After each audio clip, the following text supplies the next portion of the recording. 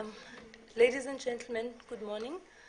Without wasting any further time, I'd like to greet everyone, especially Pick n Pay, and thank you for coming before us this morning. I'm sorry I'm late, traffic problems. I woke up very, very early, I'll assure you. My name is Lula Mamtanga. I'll be chairing these public hearings, and I have been chairing them due to Professor Helton Shiddles being unavailable due to unforeseen circumstances, and I'll be chairing them up until Monday. And I would like my two colleagues who will be assisting me today to introduce themselves. Thereafter, I'll ask the Pick n Pay delegation, especially those people who will be answering questions or participating in this public hearing, to also introduce themselves. And then I would like to maybe like you to give us a guidance as to how you intend to proceed, and then you can proceed. Good morning. My name is Sonal Grimbeek. I'm a principal economist at the Commission, and I'm leading the technical team that's working on the grocery retail inquiry.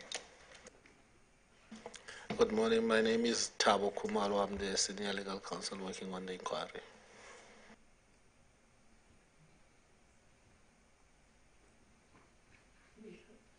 You may proceed. Thank you, Chairperson, and thank you to the panel. We're very pleased as Pick n Pay to have the opportunity to take part in this public hearing today. As you've requested, Chairperson, let me begin by introducing myself and the team that will be participating this morning. I'm David North, and I am the Group Executive for Strategy at Pick n Pay. And my team, and I will move to my right as I'm introducing the team.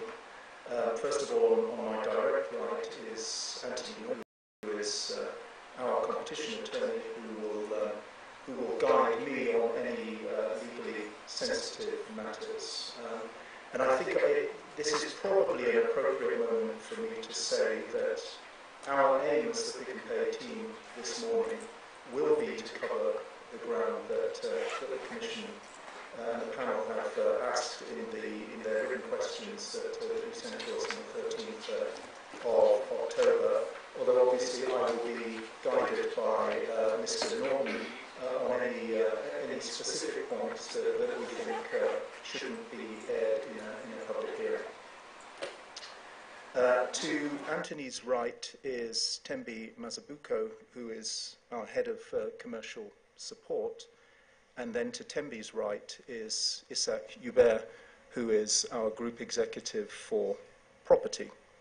And I have other colleagues also present and assisting us today, but in the interests of time, I won't introduce them if you and they don't mind.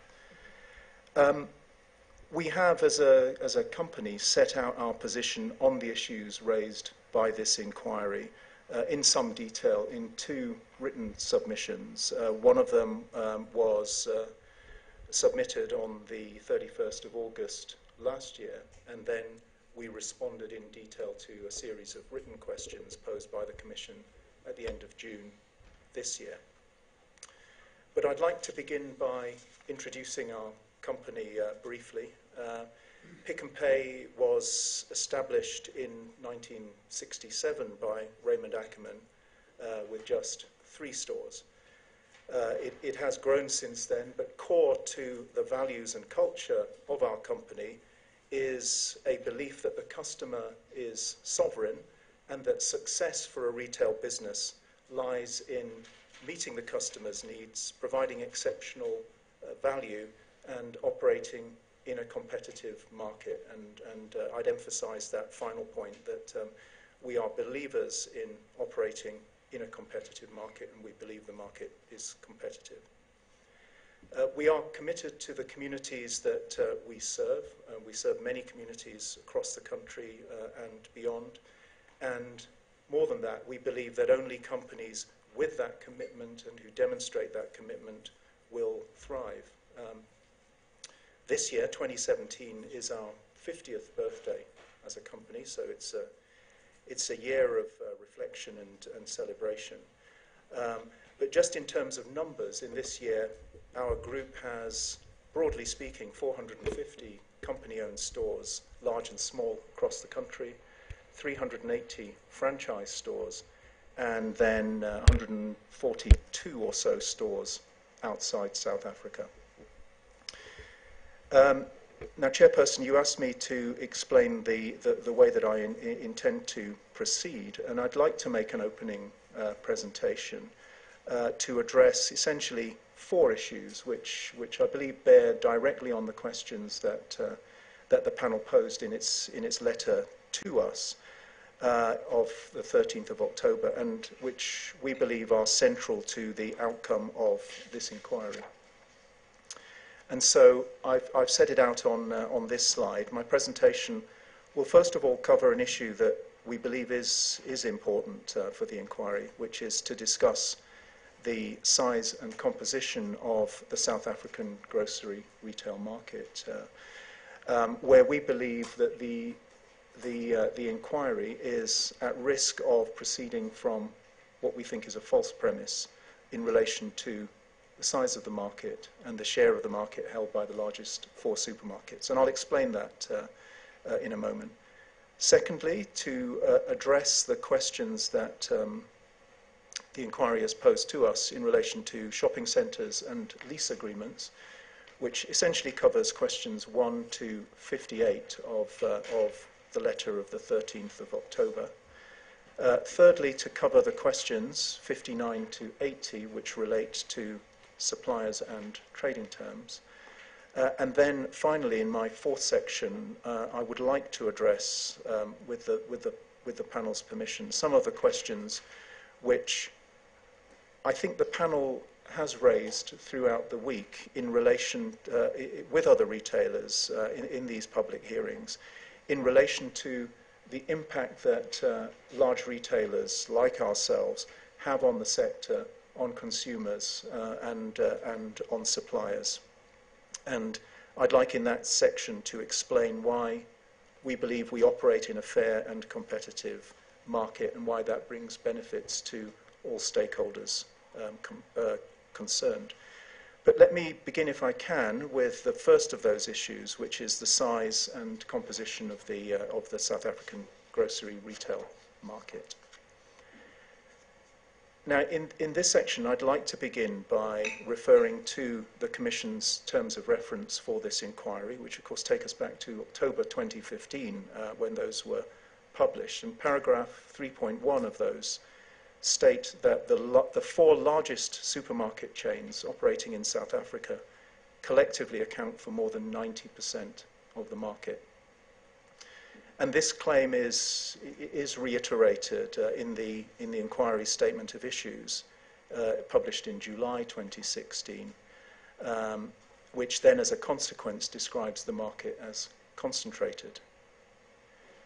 And we have, from the outset of this inquiry, been concerned to point out, and I think to explain, that we believe this claim that the four largest supermarkets collectively account for more than 90% of the market is factually incorrect, and is quite significantly incorrect.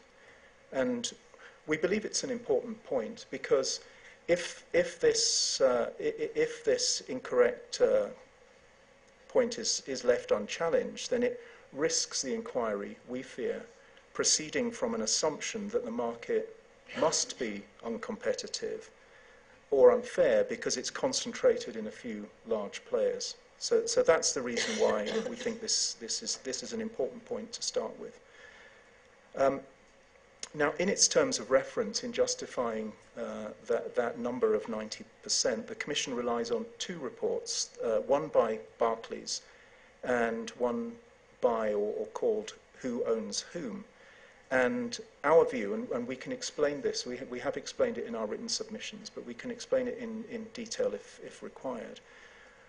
Those reports are based on unfortunately incorrect data as to the size of the overall market in one of those reports, and as to the turnover of the largest players in the market in the other report.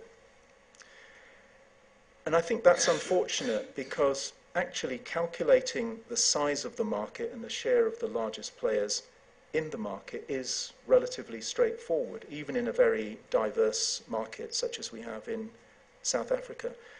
And I think it is possible to do that with a strong degree of reliability by using three data sources.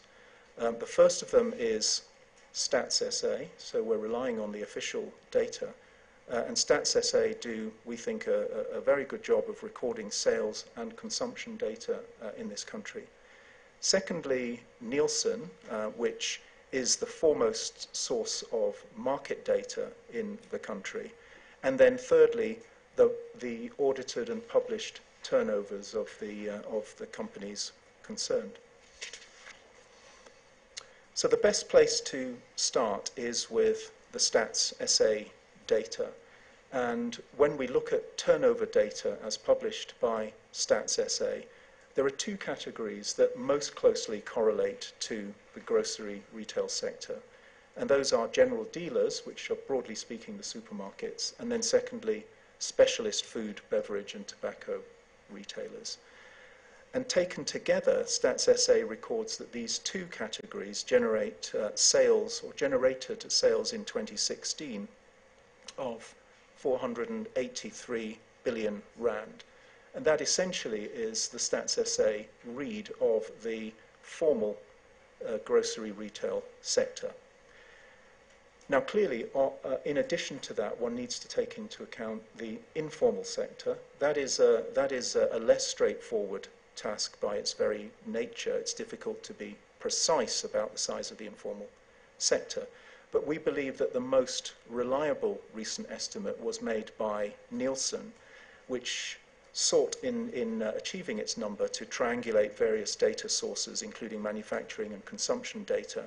And Nielsen estimated that the informal grocery sector in 2015 accounted for 40% of the total market, which would give around 322 billion rand of sales in 2016. Now, if one simply adds those two together, it produces a total grocery retail market of around 800 billion rand in 2016, 805 to be exact.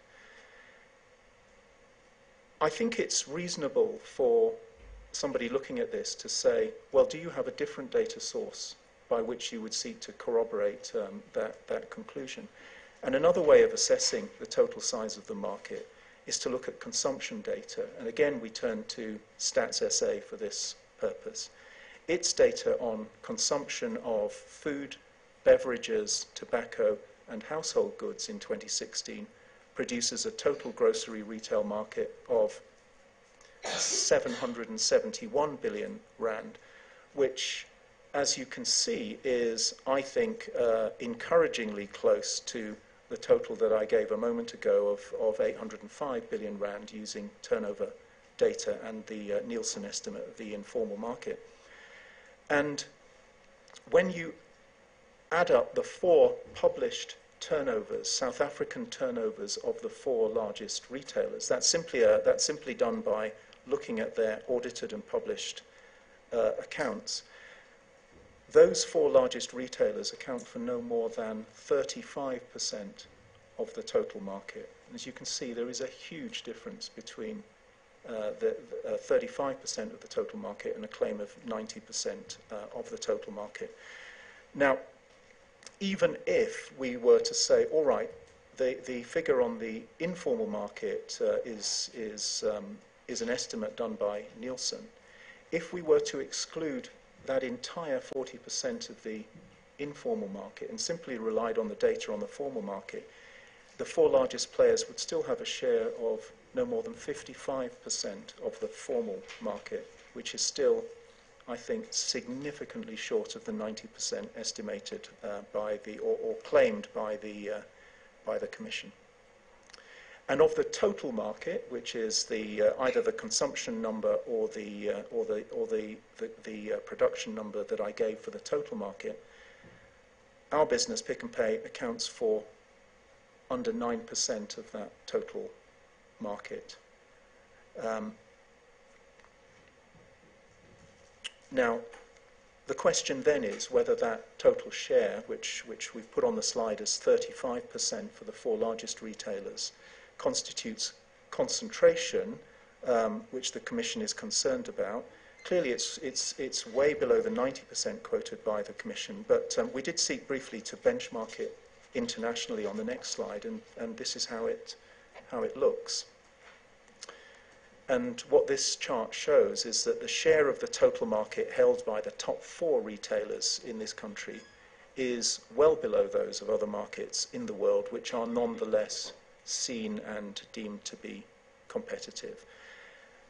So that concludes the first part of my presentation, which we do believe is important. It's important to have a good sense of the size of the market and the part which the largest retailers play in that market. I will return later in the presentation, if I may, to the benefits that we think that we experience from operating in a fair and competitive market, and the benefits that flow to other stakeholders. But I'd like now to turn to the issues raised by the Commission in its letter, and begin with the issues around shopping centres and lease agreements. And as I explained, Chairperson, I do intend to address the questions that the panel posed to us in its letter, but I will, with your permission, defer to my colleague Mr. Norton if we get into territory that he deems to be choppy in one way or another. And so this is questions 1 to 58 of the panel's letter.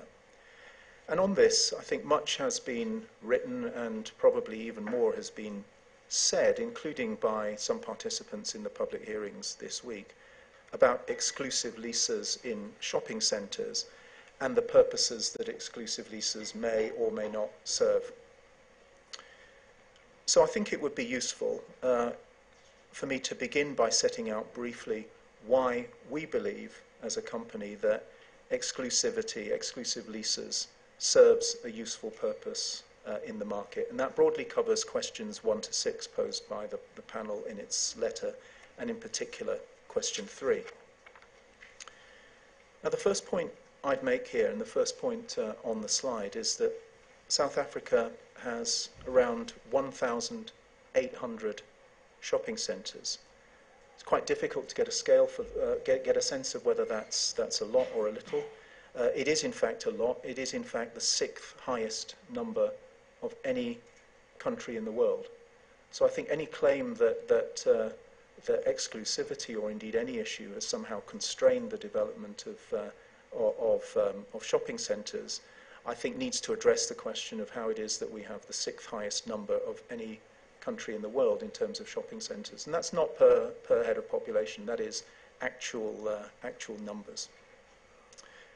I think it would be difficult to construct an argument that exclusivity in leases, as I say, has in any way constrained that growth. In fact, we believe that the opposite is the case, and that certainty for developers is created by a combination of the ability to attract anchor tenancies to a shopping development or to a proposed shopping development, the ability then to agree long leases, and this point has been touched on, but I think only touched on in the course of the public hearings this week. And the third part of that is the important role played by exclusivity provisions. And these together, we believe, create a degree of certainty which has actually encouraged and facilitated the development and investment in shopping centres and choice for consumers. I'll try and put that more simply. Having a successful supermarket to anchor a shopping centre, and I think we've heard this from others who've taken part this week, is very often a key to the development of a centre and to the success of a centre once it's opened. And I think listening to others who've taken part in the public hearings this week, even those who oppose in one way or another exclusivity, would agree that actually having supermarkets to anchor a development is important. A thriving anchor tenant supermarket brings customers to a centre, it brings footfall and makes it a destination centre. That's the term that tends to be used by the experts in that field. Now, to ensure certainty on both sides, and I think this is important to the banks, some of whom took part in the public hearings this week, long leases, which are very often for periods of 15 years or longer, are often agreed between landlords and the supermarket anchor tenant. So when we agree to put a store in a supermarket, we very often are asked to and do agree to sign long leases, and that gives the necessary confidence for the funder to fund the development. Now, the next point I'm going to make sort of sounds incredibly obvious, but shopping centres vary in size from large to small. And larger centres may well have the space and the customers, the number of customers and the footfall to justify more than one supermarket, and we would not seek to dispute that for a moment. In recent years, in fact, in this country, and we can see it in Pretoria, we can see it in Johannesburg, there has been a tendency to build larger shopping centres, and exclusivity is often not a feature of these centres. So put simply, these centres justify more than one large supermarket, and exclusivity is not a feature of those centres. Having said that, many shopping centres, we believe, lack the customer footfall to accommodate more than one viable full-range supermarket. And in those centres, and I think this is, we believe, a very important point, in those centres, if a second supermarket were opened in the same centre, the first supermarket could well become unviable and unprofitable. Now, I think it would be open for someone to say in response to that, well, that's the way it works. But I would respectfully refer you back to the point I made earlier on this slide, which is that we are required, as a function of the long leases that apply in centres, to both to trade the store and to pay the rent for the full duration of that lease. And so, again, if I try and put it more simply, we believe that exclusivity provisions serve a clear and useful purpose, and that is to enable supermarkets to maintain their financial viability in a centre over the period of a long lease, in centres where that viability could be threatened if another supermarket opened. Now, I think within this issue of exclusive leases, the Commission and the panel has this week sought to address itself in particular to the impact on smaller operators, and the panel has raised that in questions 6 to 9 that it addressed to Pick n Pay. So I should now turn to that issue. And this is slide 8 of my presentation. Where Pick n Pay has exclusive lease agreements, I should point out first of all, these only apply within the shopping centre to which they're agreed. They do not impact on retailers outside those specific centres, and clearly they do not impact on any operator, retailer in the informal sector. So I think it's worth pointing that out. Moving now to the situation within a shopping centre itself, Pick n Pay's policy is not to apply exclusivity to small traders. And by small traders, for example, what we have in mind are butcheries or bakeries or other types of store of up to 250 square metres in larger centres or 100 square metres in smaller centres. And to get a sense of what that is, I think if we looked around this room, that would be roughly the size of 100 square, or a little bit more than 100 square meters. So it would be about the size of this room that we're in today. And in fact, our lease agreements over the past 10 years or so, 10 years or more in fact, have in general explicitly exempted smaller traders from any exclusivity provisions. So we believe that that addresses the position in respect of smaller retailers and the impact of exclusivity on smaller retailers in centres. I'd now like, if I can, to turn to the issues raised by the panel in questions 48 to 58 of its letter under the heading of market definition. And I think the key question posed by the panel here is whether lease agreements pose a competitive constraint or substantively lessen competition in the market.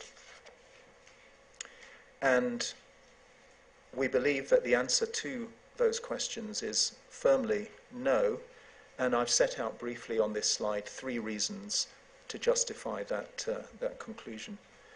First of all, individual shopping centres do not constitute a relevant geographic market in their own right. The Competition Commission and the Competition Tribunal have consistently defined the relevant geographic market as being wider than an individual shopping centre. Secondly, as I've already outlined, there are many shopping centres in South Africa, and in our experience, many in close proximity to the shopping centres in which we have stores. And the truth of the market as we see it is that customers choose between centres, and they choose between stores inside centres and stores outside centres. And I think one of the simple ways of looking at that is to look at the way in which each of us as consumers actually shops for our groceries. We can, in our own minds, I think, see that by and large we will shop in a range of stores at different times, some in centres and some outside centres. Thirdly, and this responds to a question posed by the panel to us at an earlier stage in its written questions, Pick n Pay operates national pricing and national store formats, and decisions on pricing and range are not determined or influenced by whether a lease in a centre is or is not exclusive. So having covered the issue in my presentation of leases and exclusivity, I will, if I may, now turn to the issues raised by the panel in its questions 59 to 80 on suppliers and trading terms. I think much of the panel's focus this week has been on understanding what one might describe as the apparent intricacies of trading terms. And I think that if I may, I think that the panel's aim in doing so has been in order to probe where the balance lies in the relationship between the retailer and the supplier. Our view on this is that there is room for both to succeed, both retailer and supplier. And I'd go further than that to say that that relationship has to be mutually reinforcing. In other words, they both must succeed, or in the end, both will fail. One cannot succeed out of the failure of the other. One can only succeed if both succeeds. It's not one at the expense of the other. And I'll seek to explain that in my next few slides. So turning to slide 10, Pick n Pay sells over 45,000 products and services in total across our stores. It's a large number. And our aim in doing so is to provide customers with the best choice and quality that we can, to provide them with exceptional value and therefore to enable us as a business to be competitive and to meet customers' needs. To achieve this, we rely on over 3,000 suppliers, and the vast majority of whom are local to South Africa. Many are suppliers of long standing, quite a number of whom will have started their relationship with us when our founder, Raymond Ackerman, was running the business personally. Now, we think the consumer goods sector is dynamic, and because it focuses on the needs of customers. And we take on new suppliers. We have to take on new suppliers because it generally is new suppliers, and quite often smaller suppliers, who come forward with innovative, better or better value products. They're a very important part of the market. And it's important to respond with innovation because customers' needs and desires change over time. For example, in recent years, seeking greater convenience products or more convenience products or more healthy options, just to give two areas where there is dynamism and innovation in response to changing consumer needs. In response to questions 60 to 61 posed by the panel, we don't classify our suppliers into categories other than the small embryonic suppliers who benefit from our specific programs which seek to grow and develop those suppliers, and I will turn to those in a moment. Our largest suppliers include diversified local players, as others this week have said in respect of their suppliers, as well as multinational brands, a number of whom frequently have large market shares within their product categories. We have many small suppliers, and the smallest may only supply us with one or two products or even one or two stores. But working with us, they can succeed by responding to what it is that the customer wants, and they can leverage off our networks to grow over time into, if they wish to do so, regional brands or even national brands. And question 59 that the panel posed to us asked for the criteria that companies must meet in order to supply Pick n Pay. And I think this was reasonably well covered by others participating in the hearings this week in highlighting the need to meet food safety or hygiene requirements, compliance with legislation, the ability to ensure a steady and sufficient supply of product, and so on. But more broadly, our relationship with our suppliers is in pursuit of the following objectives, and I'm now on slide 11 of my pack. And I've listed those into four there. First of all, the ability to produce high quality, nutritious and safe products with the highest standards of traceability, supply chain integrity and consumer protection. And I think it's important in respect of that point to emphasize that having stable long-term suppliers is the key to meeting those standards and upholding those standards. If it were the case that a retailer had essentially an unstable supplier base based on a series of transactional short-term relationships, they would not be able to uphold those standards of quality or safety. My second point is the drive that we seek in terms of achieving low prices and exceptional value for customers. And that is achieved by working with suppliers to increase the efficiency of their operations, the efficiency of our operations, whether that's methods of manufacture, whether it's having a more integrated supply chain, or whether it is reducing waste.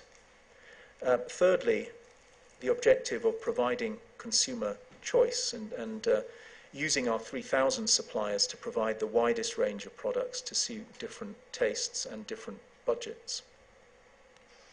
And then fourthly, and this is an important point, we celebrate in particular our relationship with suppliers who share our values, for example on sustainability, protection on the marine environment, which we've held as a high priority in recent years, or animal welfare, particularly in the meat sector. Now, moving on from that, a number of the panel's questions focused on procurement policy, and in particular trading terms, and the extent to which these terms differ between suppliers to our business. And again, I thought it would be helpful to begin with some clear principles. And this is I'm now on page 12. The key features of our supplier agreement are as follows. First of all, we have a standard supplier agreement which is applicable to all suppliers. Secondly, it is varied in the case of small suppliers who are participating or who have come through our specific programs for small suppliers, and they enjoy preferential trading terms. We don't restrict suppliers from supplying other retailers, although clearly in the case of formulations for our private label, our own label products, we do ask those suppliers not to share our packaging and specifications that were developed for our private label products. Our trading terms are applied on a fair and consistent basis across our suppliers. We believe that working constructively delivers mutual growth and benefit. Questions 62 and a number of those questions which follow address themselves to the detail of our trading terms within our standard agreement, and I know that that's been an issue that the panel has pursued with our competitors in the course of the week. And with that in mind, I thought it would be helpful if I sought to answer the panel's series of questions on this point in a structured way that I hope will elucidate the key elements of our trading terms. And I'm now on slide 13. Our trading terms can be summarized as follows, and broadly into three categories. First of all, the list price of goods, including any standard discounts, and these discounts reflect our role as a purchaser of large volumes and our ability to reach large numbers of customers. It's key to our role in delivering lower prices to customers. Secondly, there are a number of standardized contributions which suppliers make to the cost of specific activities. And I think that these will be familiar from some of the sessions that you've held with other retailers in the course of this week. First of all, promotion and advertising. We do not charge listing fees, but we do ask our suppliers to meet the cost of promoting their products sold in our stores, including when we open new stores. Secondly, contributions that focus around distribution, damage and defects. Now, I should say that these only apply to suppliers who distribute their products through our centralized distribution system. And where these products go through the centralized distribution, the supplier pays an allowance which reflects the cost of delivery from the distribution center to the store. That cost was previously, before centralized distribution, met directly by the supplier in a way that we believe is less efficient than how it's achieved now, where we have centralized distribution and we bear the cost of taking the product from the distribution center to each of our stores. Suppliers are also no longer required to collect damaged or defective goods from our stores, and they pay an allowance which reflects the fact that role, that responsibility has transferred to Pick and Pay. In a number of specific categories, suppliers may pay contributions to other specific costs. For example, and these do become very specific, meeting hygiene requirements in relation to infant formula, or in some cases the removal of infant formula if it's not sold. Thirdly, then, is a group of negotiated discounts or contributions, and I'll highlight the key ones here. First of all, discounts if hurdles on the number of orders or sales are met. And I think, as other retailers have explained this week, that is something which is agreed because it's believed to be mutually beneficial to the supplier and to the retailer to increase to increase sales and to increase production and to benefit from the economies that flow from that. Secondly, negotiated contributions if suppliers choose to take part in value-creating programs, such as additional ad hoc promotions or receiving customized insight on customer behavior. And we believe that this mix of standard terms, including contributions to defined activities which benefit suppliers as well as ourselves, and optional contributions, as I've indicated, is a fair and transparent way of conducting business with our suppliers. Now, I will now turn, as I promised to do so, to our work to identify and nurture new and small suppliers, particularly those from previous disadvantaged groups. And I noted, Chairperson, that it was a question that you posed directly to our competitors in the course of the week. I'm now on slide 14. Pick n Pay's enterprise development program for small suppliers supports at any given time, it's a movable number, but at any given time up to 100 small businesses, and support is provided across the following key areas. First of all, we have a small business incubator, and what that does is it seeks to... Excuse me, Mr. Nutt. Is this what you referred to earlier as the SME program? Yes. Okay. Yes, it is, Chairperson. So we have, first of all, a small business incubator, and that seeks to identify potential entrepreneurs who have an idea and want to try to develop that idea into a business proposition. In some cases, the idea will be stronger than their business proposition. And so we seek to nurture the idea into fruition. The duration of this program is generally 3 years, and the keys to success are coaching, mentoring, and training. This is essentially prior to the investment phase very often. Secondly, we have an enterprise development academy, and that's when the embryonic supplier has formulated a plan, has begun to produce the products, and is then provided with business development support, including mentoring, which remains important, including coaching, but also loans to some of those suppliers. And the companies involved typically then have annual turnovers of around 5 million to 8 million rand per year. And then thirdly, under the category that I've called supplier development here, our aim is that the companies that we have nurtured should become successful suppliers to Pick n Pay.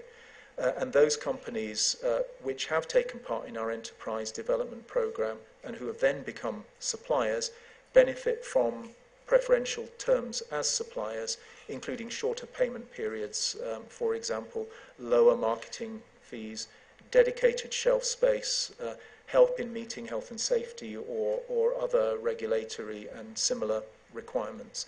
And they continue to receive this dedicated support until their turnover with Pick n Pay reaches 8 million rand per year. Now, I should say that we've stated that in a rather definitive way on the slide. In practice, we do seek to nurture our suppliers beyond that point. We do seek flexibility with our suppliers beyond that point where that is appropriate. Now, I'd like, if I can, to draw these threads together, having covered the issue of suppliers. I know that as a panel you'll have further questions on those, but I'd like to draw the threads of my presentation together by talking briefly about how we believe we operate in a competitive market and how in doing so we think we bring benefits to stakeholders. Now, I think the key tests of a competitive market are set out on the next slide on page 15. And that is, I've listed only 5 here. Competition to offer low prices. Secondly, low profit margins, and I think that is an important point that I will cover. Thirdly, innovation in formats. This is separate from innovation in products that I've already covered.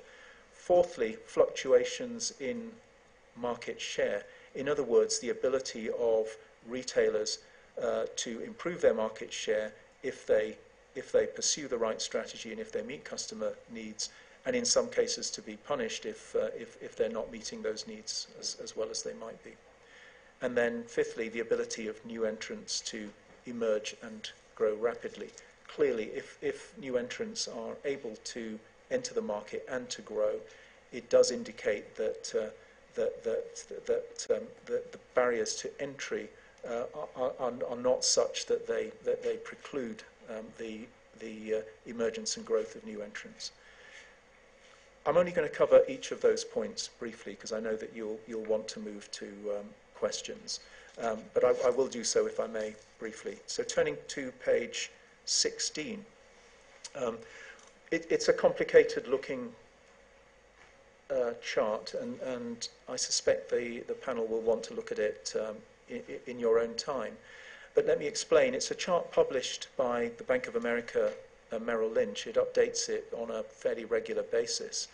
And what it does is, for each month, the supermarket which offers the lowest price across a basket of goods is indexed to 100, with the others plotted according to the percentage by which they exceed that price of the lowest in the market.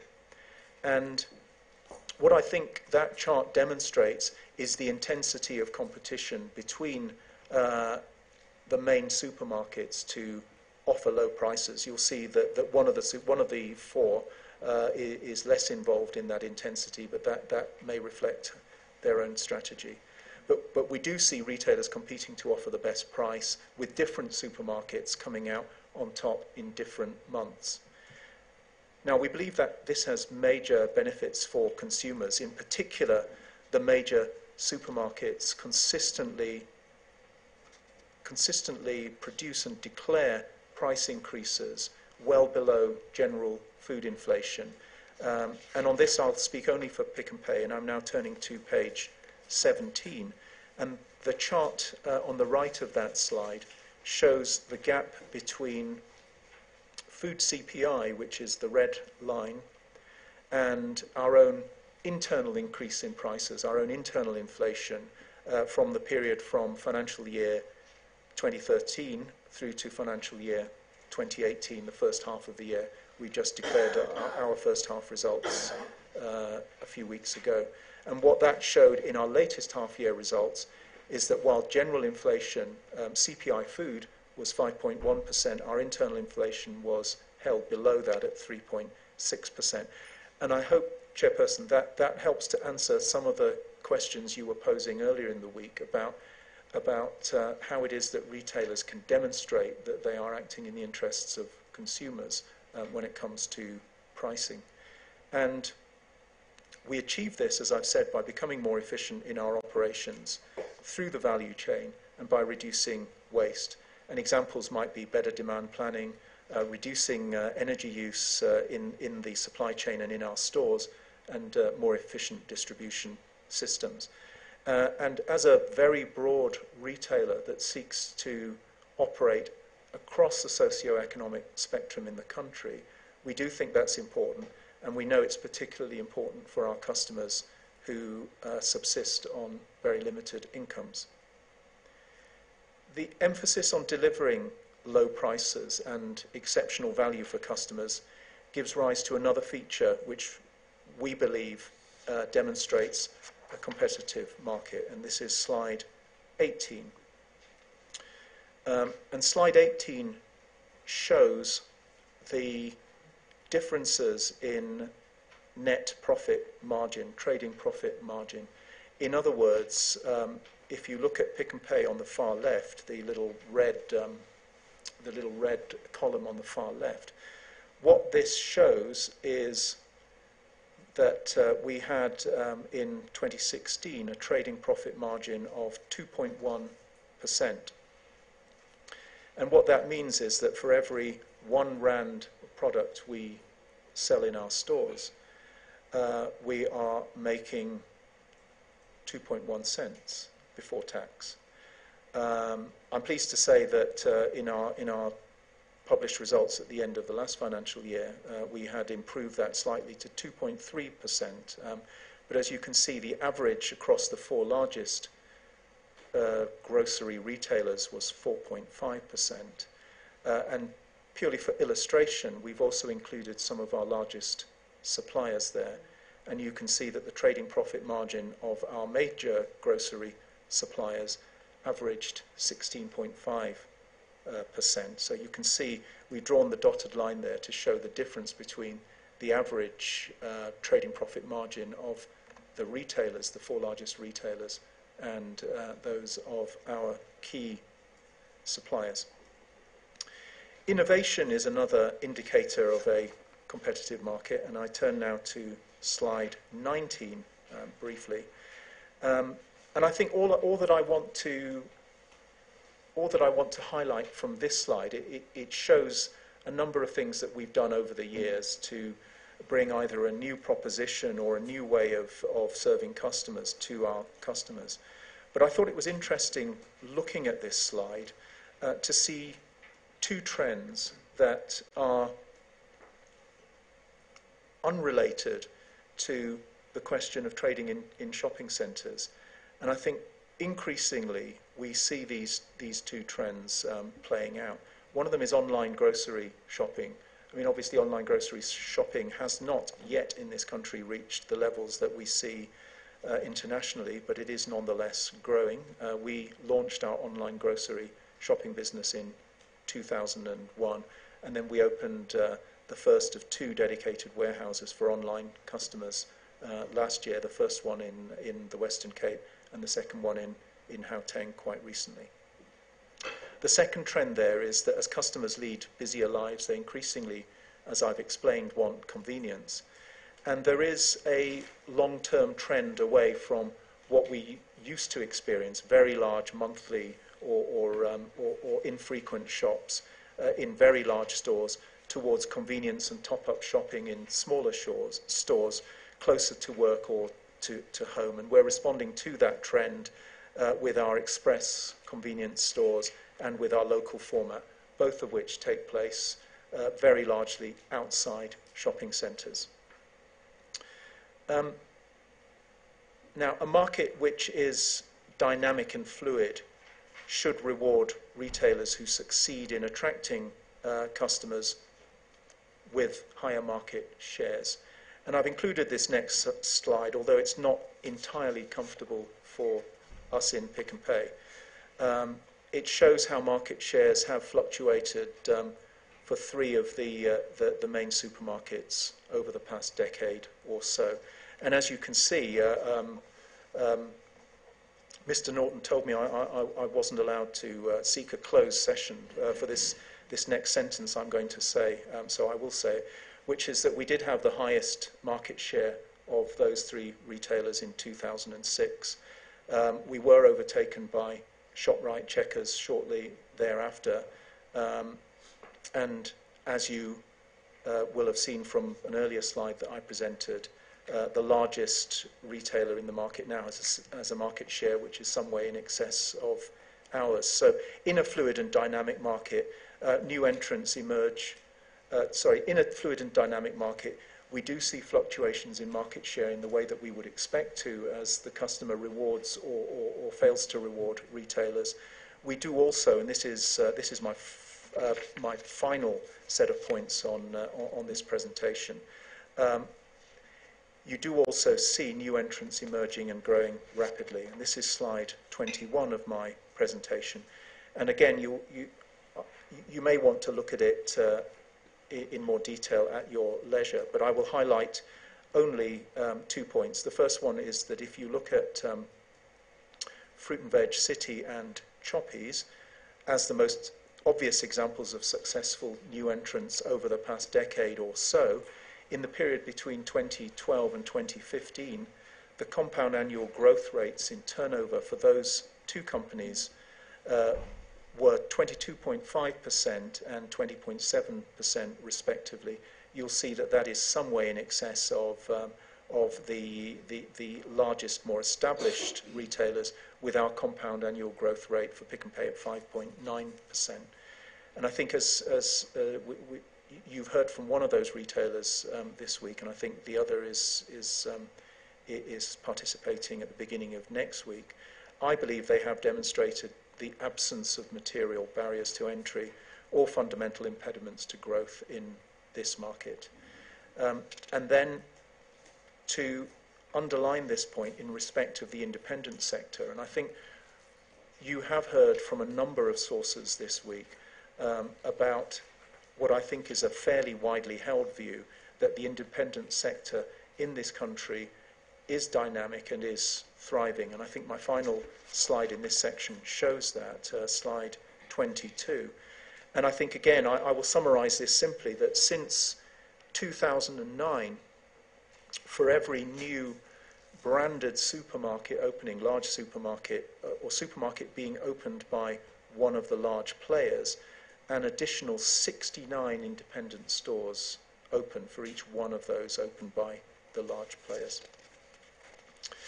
So, in summary from that section, on slide 23, we believe that a combination of the factors that I've talked about, competition to offer low prices, low profit margins, innovation, dynamism in market share, and the ability of new entrants to emerge and grow, and independents to thrive in the market, demonstrates that the South African grocery retail market is intensely competitive, with large and small players, new and old, competing for customers and competing for growth. And we celebrate working in a market that is competitive and is effective, because it enables us, we believe, to deliver benefits to customers, to suppliers, to communities, and to the economy as a whole. And my final slide sought very quickly to summarize that with just a few numbers, slide 24. And what this slide shows is that over the past 5 years, Pick n Pay has invested 7.3 billion rand in infrastructure in the past 5 years. This is in building stores, refurbishing stores, developing our supply chain network, etc. This includes in stores in underserved areas, which we believe bring safe and affordable food to more communities. It reduces travel costs for customers for whom travel costs are a significant drain on their income. Secondly, we've created 15,000, in fact over 15,000 net new jobs in the past 5 years. And I would emphasize here, if we had more time, I'd love to talk about how retail is a great career for people who may not have started out on their careers with impressive or significant formal qualifications. It's a business in which people are able to join essentially without a string of formal qualifications, demonstrate a desire to work hard, a desire to engage with customers, and to be rewarded for that with skills and with advancement within the company. Thirdly, I think I've said this already, but 95% or so of what we sell is purchased from local suppliers in South Africa. And that contrasts very significantly with international experience. South Africa, I think, is exceptionally fortunate both to have a climate and an industry which is able to essentially be self-sustaining on food, but also to have the relationships it does have between producers and retailers, such that those percentages of essentially homegrown production can be maintained through the retail sector. Fourthly, we are committed and do have a track record of developing new entrepreneurs, and that's in the retail side as well as on the supplier side. I know that you focused predominantly this week on looking at our relationship with suppliers, including small suppliers. We do also extend our work to helping retailers grow and thrive. And again, if I had more time, I would love to talk about the partnership we've been running with the Gauteng government and now in the Western Cape as well, to assist independent spaza store owners who come to us and said, look, we've been running our stores for a long time.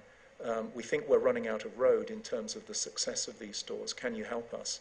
And again, it's many of the same things that apply in respect of suppliers: mentoring, skills training, better access to better equipment or access to our supply chain.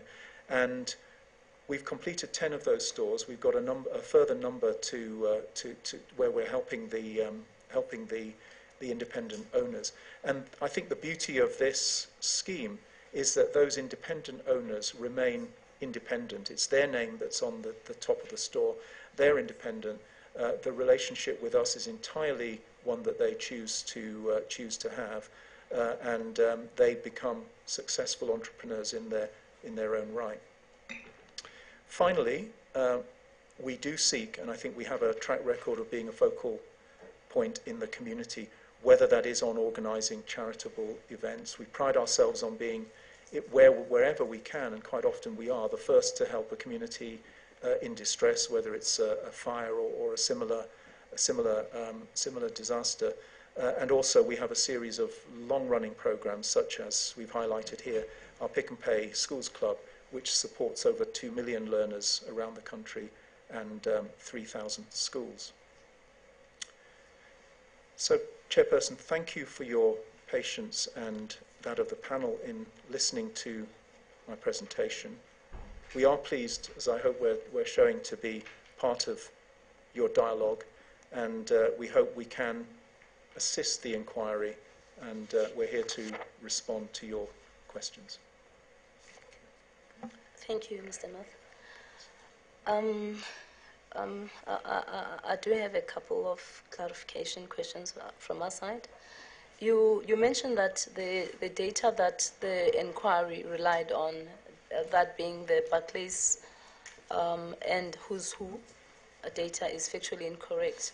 However, you have not said or indicated what is incorrect about that data. Can you just explain what's I can do, and what's incorrect about it? I can do, and if it helps, we can set that out in more detail in writing. But the first of those reports, and I'll rely on my colleague behind me to kick me if I get this wrong. But the first of those reports from Barclays, I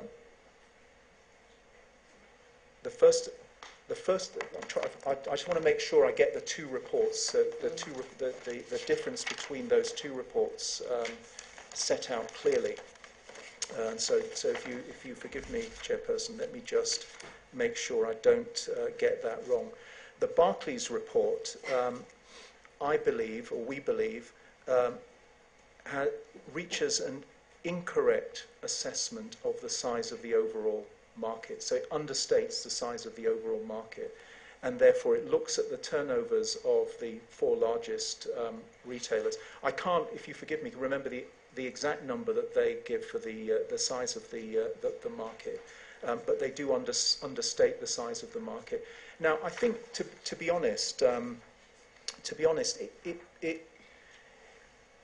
if somebody spends some time on this, they will come to the same conclusion quite easily, because if you look at the four retailers that are included in that claim, and those would be ShopRite Checkers, Pick and Pay, Spar, and Woolworths, then for the rest of the market to be only 10% of the total market, one would have to conclude that Massmart, for example, whether through its retail business or through its wholesale business in supplying independent stores and the informal sector, so Massmart, combined with some of the other retailers who are appearing before the public hearing, such as Choppies, Fruit and Veg City, plus all the other independents and the informal sector, were squeezed into that remaining 10%. And I think the data shows that that is simply not credible.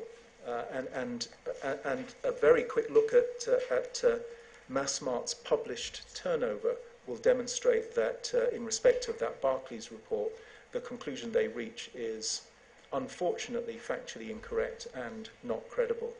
The second of those reports, the Who Owns Whom report, Sorry, the Massmart published results, would those be focused on groceries only?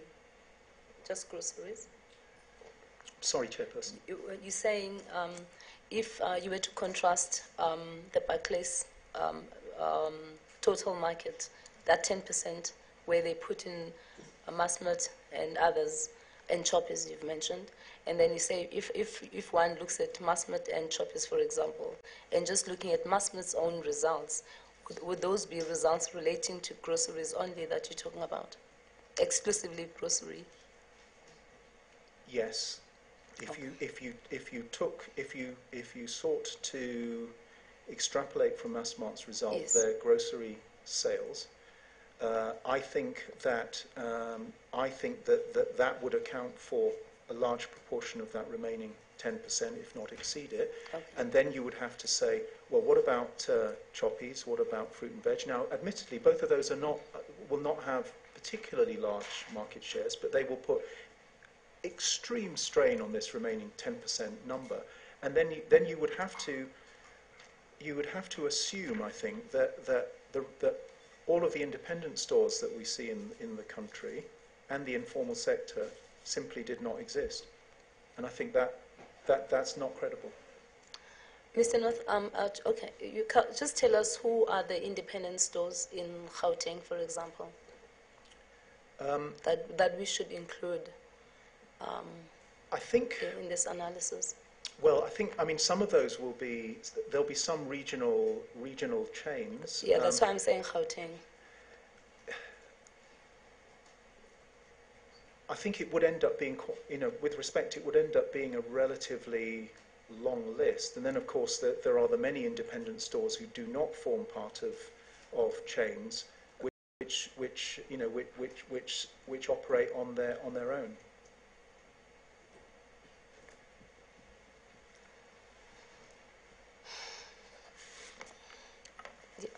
Chair, it might be easier, I think, if we give you a detailed written response on this. I think the facts are fairly self-explanatory once we set this out in writing for you, and I think I think you'll see once you see all the numbers that it's fairly self-evident that these reports have got it wrong. But perhaps if we set it out in writing for you with all the relevant facts and details, that might make it easier for the panel and the Commission to consider.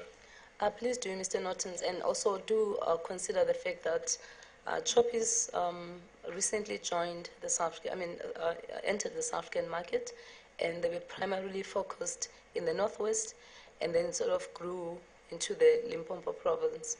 So when we're going to build them as if they are a national operator, when you speak about them, I think you kind of that's a bit misleading. We can talk national, and as you provide that information, be very clear when you're saying nationally, these are the players. Geographically, regionally, these are the players. And you can give us some sense of what you're talking about. Yeah. Because the 90%, if you're going to be disputing the fact that the 4 or 5 retailers in the country are sitting at 50%, it means when one looks around, we'll be seeing quite a very competitive market, and you wouldn't even have to stop to think like you did, Mr. North. When you have to think about who these independent retailers are, that would come at the top of your head. Well, no, I understand what you're saying, Chairperson, but I think when we're talking about independent or informal retailers, by definition, it will be... Not informal, formal. Okay, but formal independent retailers, they will go under many names and many fascias. So it is quite difficult to list a series of those. I mean, my colleagues have given me a list which will include, for example, I really don't think it's useful for me to read out that, because all I will do is give you Yes. a long stream of Unknown names. retailers. Yeah. Of unknown names. Would of- they be non-names or known names? Well, Okay. some of them will be. So Please do read them because Okay. we'd like to hear. Food I think lovers the of- public will want to hear. Food lovers, as well. obviously, you will have you will have heard of. Save Right, Checkout, not to be confused with Checkers. Super Save, Hyperland, Jumbo Cash and Carry, which is relatively well known. United Meat Chicken, Choppies, which we've discussed. Rustenburg Cash and Carry, Zio Foods, Super Save Cash and Carry, Super Savers Supermarket. Should I continue? Yeah, you can carry on.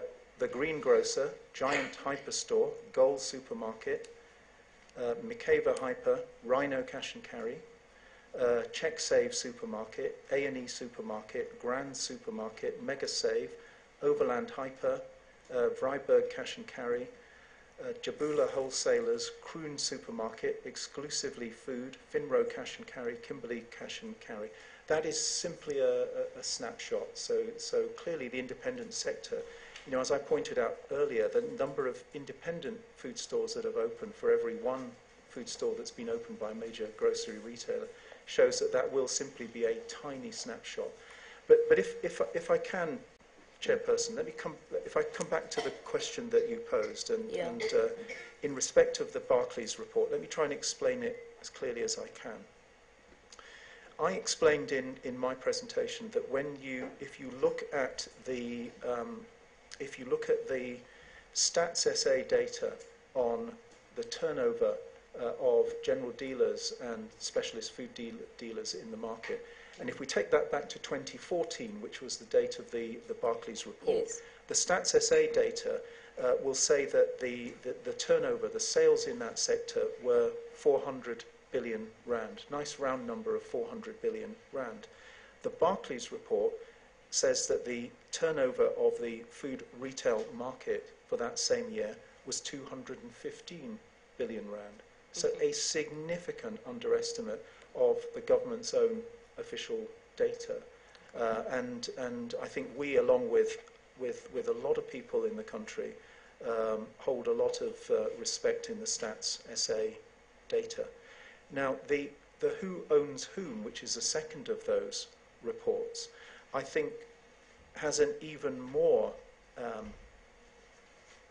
actually I would say inexplicable error, which is massively to overstate the turnovers of the four biggest retailers, which I think is hard to understand, given that those numbers are published in the annual reports of each of those companies.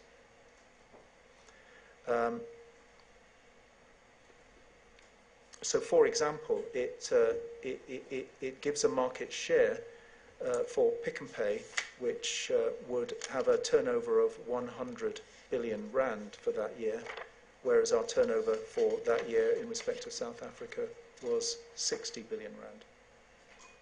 And we see that error being played out across the report. Okay. Chair, could we just clarify whether the Commission has in fact reconciled the numbers in these two reports with the Stats SA data? Because I think that would be helpful to know whether the Commission has in fact done that cross-reference checking, when it came to these numbers, and whether it has had regard to the Stats SA data in coming to those calculations. It would just be useful clarity for us to understand whether the Commission did do that cross-reference checking. I do know. I do know that an effort was made to approach Stats SA to kind of understand how they obtained their data and what it included. And if I recall, there were huge confidentiality issues that they raised with us at the time. However, I'm not in a position to confirm as to what came out of that inquiry with them, but it is something that we will definitely do. So we won't conclude on this point without doing that exercise or conducting that exercise. Thank you, Chair. Thank you. However, I just want to also do caution um, Pick and Pay and the manner in which you highlight some of these players. Some of the, even in the list that you're providing of the retailers, some of those retailers are not grocery retailers in our perception, in our view, one. And also, if you look at the urban setting, and look at who the players are there. If you're looking rural, peri-urban, then that's when you start seeing some of them, your Jumbos and your Save Rights. Those are the entities that you see. So they are kind of confined in their operations, and a lot of them are very regional. If you're coming to us and saying that, I was using Gauteng because Gauteng should be one region where there should be a presence of a clear competition, that if you speak, you'd be able to say, look at these entities, look at this is who else is competing in this space. And I don't think we would be in doubt as to who are other competitors in the space. So it's not without even crunching figures, without even going into the figures as to how much market shares do they really have. Just thinking, who are we talking about here when you say there are other independent retailers that are operating in the space? Food Lovers Market, when did they enter the market? When did Food Lovers Market enter the market? And how many Food Lovers Market are they, stores are there? Because it was a conversion process from Food and Veg City, which was a fresh produce offering that has been over time been converted into a grocery retail, and that's been done over time. So we need the timing, the region, whether it's national. I think let's not lump it, because I think it tends to be very misleading. So we really would like you, if you're going to be of help and assistance to this inquiry, we would like it to be very accurately done and not be globally done in the manner that you are providing these statistics for us. It would really help us, because we're not disagreeing with you, we're not agreeing with you either. But all we're asking is, can you be more factual as well when you point us to these statistics and these players that we must look at as this inquiry. You are the operators, you are the players, you are on the ground, we are not. So if you're going to be refuting any of the statistics that that are before us, we would like a better data to rely on in order to do so. Right. Yes, and so I would like then, maybe as you had suggested, that you provide this in a written submission, as Mr. Nortons has said. I think I'm happy to receive that, but it must consider what I've just said, that the regional players must be pointed out as regional. What it is that they do, it must be very clear, and national players must be clear. This is how the market looks. That's what that kind of data would help us better. Okay, thank you, Chairperson. We will, of course, respond carefully to the points that you have made.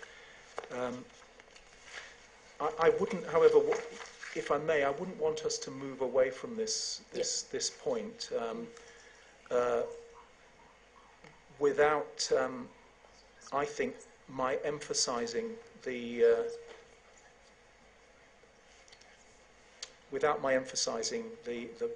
point that I made in my presentation, which is that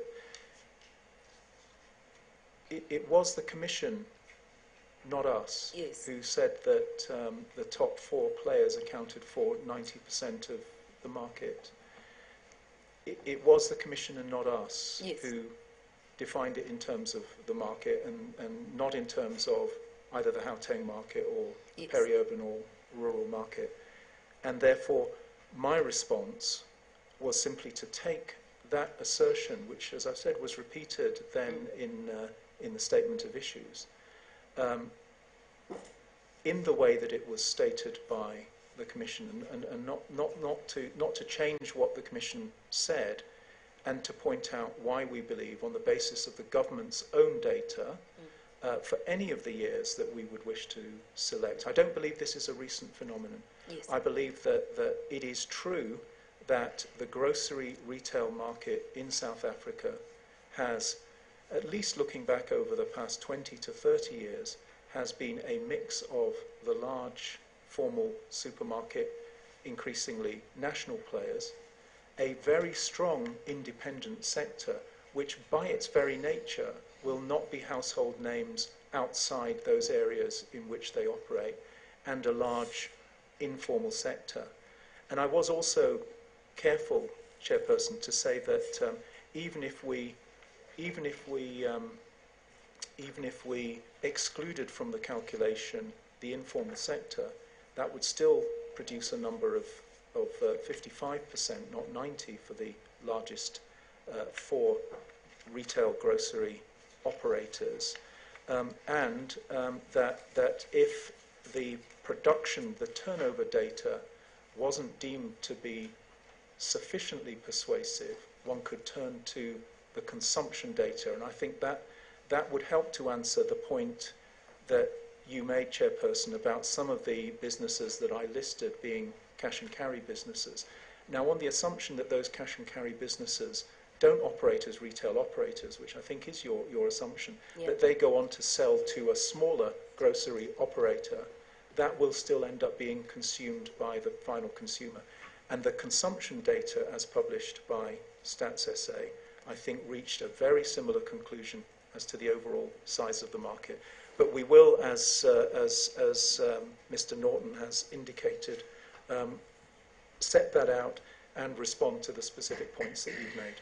Okay. In the interest of time, Mr. North, I won't respond to what you've just said, and we will wait. We will wait for the written submission that you'll be making on this point. In your presentation, you've said that Pick n Pay is a believer in operating in a competitive market. And I just want to understand from you, from Pick n Pay, and any person from the Pick n Pay delegation can answer this question. What are the benefits in operating in a shopping center, in a mall, shopping center, whatever you call them? The benefit of operating in a well, we do have stores inside and outside centres, and they serve customers in different ways. So the benefit of operating... sorry, Mr. North, just on that point, what is that? Do you know what is the split percentage-wise between your standalone stores and those located in a mall? Can someone make I don't think I could give... I mean, I don't think I could give you that straight off the top of my head, because obviously, you know, again, as the panel will know, centres will differ, and one would have to explain how we defined a centre. For example, a strip mall, do we define that as a centre, etc.? In a shopping centre, I take shopping centre to be a broad term that will be inclusive of everything. Mall or convenience center. Yeah. And then, so my question is, just at the top of your head, are you able to give us a split or a sense of whether you've got a majority of Pick n Pay stores located in shopping centers, or and what is that percentage, more or less, I'm compared to those that are standalone? I'm going to turn, if I can, to my colleague Isaac Joubert.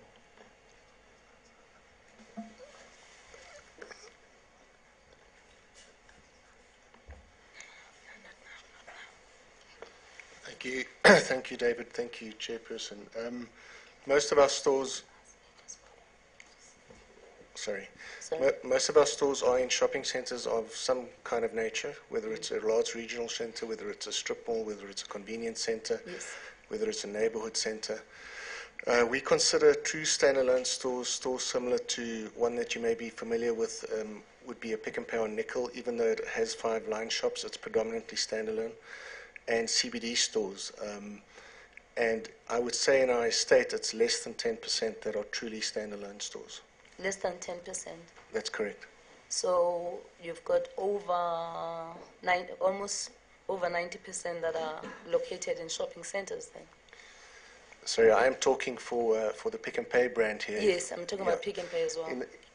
If I look at the Pick and Pay brand only, then Yes. that would be correct. Okay. Some of our other formats are more standalone, especially when they trade in rural areas. Understood. Mr. North, you may proceed with your answer on what are the benefits in operating as a grocery retailer in a shopping center. So, so perhaps before that, based on your answer to the chairperson, maybe if you can explain what are the differences in the shopping centers. I mean, she gave you her understanding of what shopping center includes, but for us, if you can maybe give us a sense of what is a regional, what is a strip mall, and whether or not these are the same, or they serve the same purpose. Thank you. I think again, my colleague, Mr. Joubert, is probably, in fact, certainly better at answering that first part, and then I will, if I may, return to the chairperson's question. Thank you, Chairperson. I think the best would be to use examples, probably. So, the largest shopping centres that you'll find in South Africa would be what we term super regionals. Mall of Africa would be a super regional centre. Then we would have what we have called regional centres, which would be a Clearwater Mall, for example. Then we get neighbourhood centres, which are typically larger than convenience centres and have more tenants than convenience centres, but they're not truly regional centres in the sense that they don't have most of the national tenants. And an example of that would be Morningside on Bowling Avenue that we used to call Gallo Manor. Then you get convenience centres. An example of that would be Blue Hills out in Midrand. Then you get value centres. An example of that would be Woodmead Value Centre, where we've got our Pick and Pay hypermarket. Then you've got what I would call CBD. Some of them are completely standalone. In other words, they're in a high street environment, simply a shop in the main road in a CBD. But some of them are CBD type malls, and this is not an official classification from the South African Council of Shopping Centres, but we would call those CBD malls. And then you've got pretty much standalone stores, and the last I would suppose would be, well, it wouldn't be a shopping centre, is the real convenience, which is express stores in forecourts and things.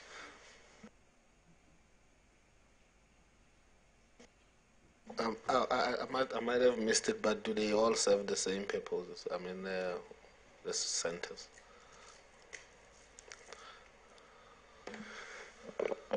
They serve different purposes, and you will shop at different centres at different times. You may well find that you shop at Mall of Africa, and when you're shopping there, you might buy some stuff at Checkers Hyper. If you live in the Midrand area, you might also shop in a number of stores in the Midrand area. You might also travel to Woodmead Hyper. So the purpose of shopping is very much dictated by what the customer is intending to do. Are they buying for the month? Are they buying for the evening on the way home? Are they buying something to eat on their way to the office in the morning? So it's very much purpose-driven as opposed to what type of shopping centre it is. In other words, a customer could use a regional shopping centre, and a good example would be the staff in regional shopping centres use what is fundamentally a destination in the regional shopping centre to do convenience lunchtime purchases. So it's very much purpose-driven.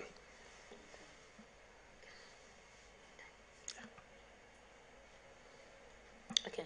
You may proceed, Mr. North. Thank you. Thank you. The question was the why, benefits. Yeah. So what are the benefits to Pick and Pay of operating in shopping centres? Yes. The answer simply is that customers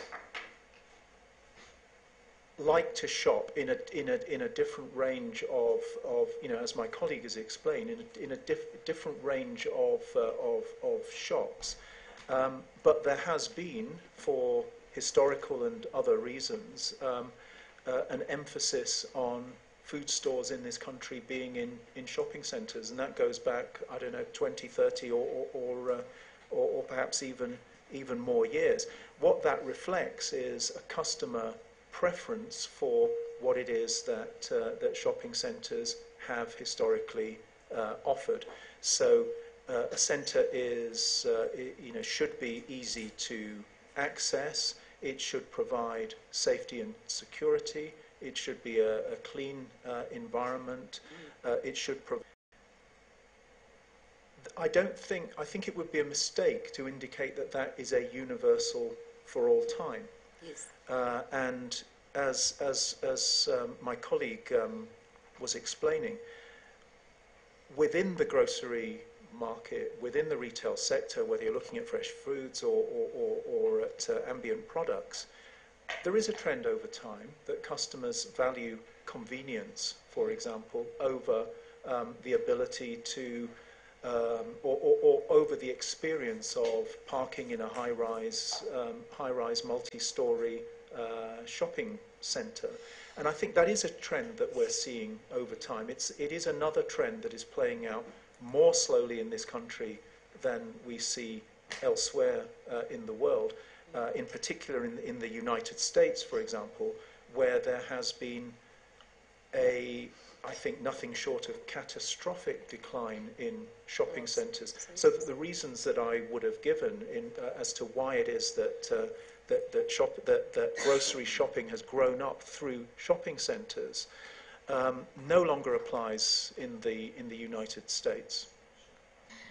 Just talking on the customer trends in preferring convenience over what you mentioned. Yeah. Here's a name for it. On over convenience, is that convenience still preferred when it's in a shopping center setting? Would you say that preference by the customer, they would still prefer to go to a grocery retailer that is located, or a store that is located in a shopping center setting? I think it would be wrong to overstate the move away from shopping centres. So in South Africa. So when we talk to our customers, when we engage with customers, the fact is that if there is a good centre which is attractive, which has been well maintained, where the store is attractive, where it's convenient, where it provides the right range of products, then that will be attractive and remain attractive to the customer. What I was pointing to is a long-term trend towards convenience, and that's played out partly in terms of products in stores with a greater emphasis on convenience products, foods that customers can either cook quickly or that are ready prepared. And it's also playing out in terms of customers saying, well, in addition to the weekly shop or however often they shop, I'm going to shop on my way to work or more likely my way home from work. I want somewhere where I can just walk into or where I can just park. I don't have to go up or down a travelator. Just go in, the store is smaller, get what I want, get out and save time. Yeah, that's a trend over time. Yeah. Okay.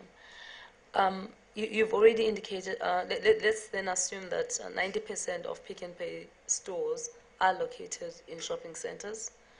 And who would you say are your competitors in these shopping centres where you're located, where 90% of your stores are located? Yeah, our principal competitors in centres in which we're located will be other national grocery retailers such as ShopRite, Checkers, Spar, Woolworths, some of whom might be in the same centre and some of whom might either have a standalone store or be in a nearby centre. We also regard other retailers as competitors, including Fruit and Veg City, for example, Massmart's Game Food Co. offer, for example, and depending on if, well, I'll restrict myself to that, Chairperson, because you only asked me in respect of shopping centres. Centres, yeah, not standalone, not nearby. We just want to know in that 90%, the 90% store, Pick and Pay stores that are located in shopping centres, who are your competitors as Pick and Pay in those shopping centres? Just give us a flare of who those are. To reiterate that, it would be other major national grocery retailers, but I would want to other major grocery national retailers, together with, if there may well be a smaller operator such as Massmart's Game Food Co. Or, for example, a Fruit and Veg City. Now, the point I would want to emphasise is that we see them as competitors, even if they are outside the centre. So I would not circumscribe competition on the basis of the shopping centre.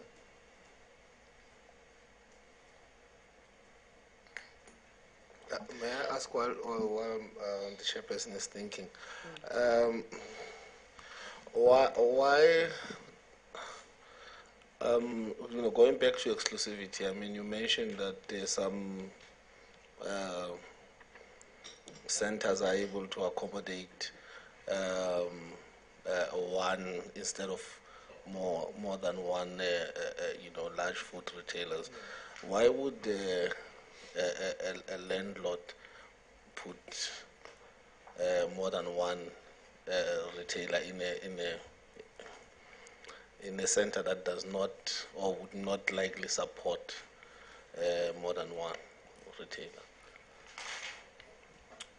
I think that's an extremely good question, and I think it's important that the panel has raised it.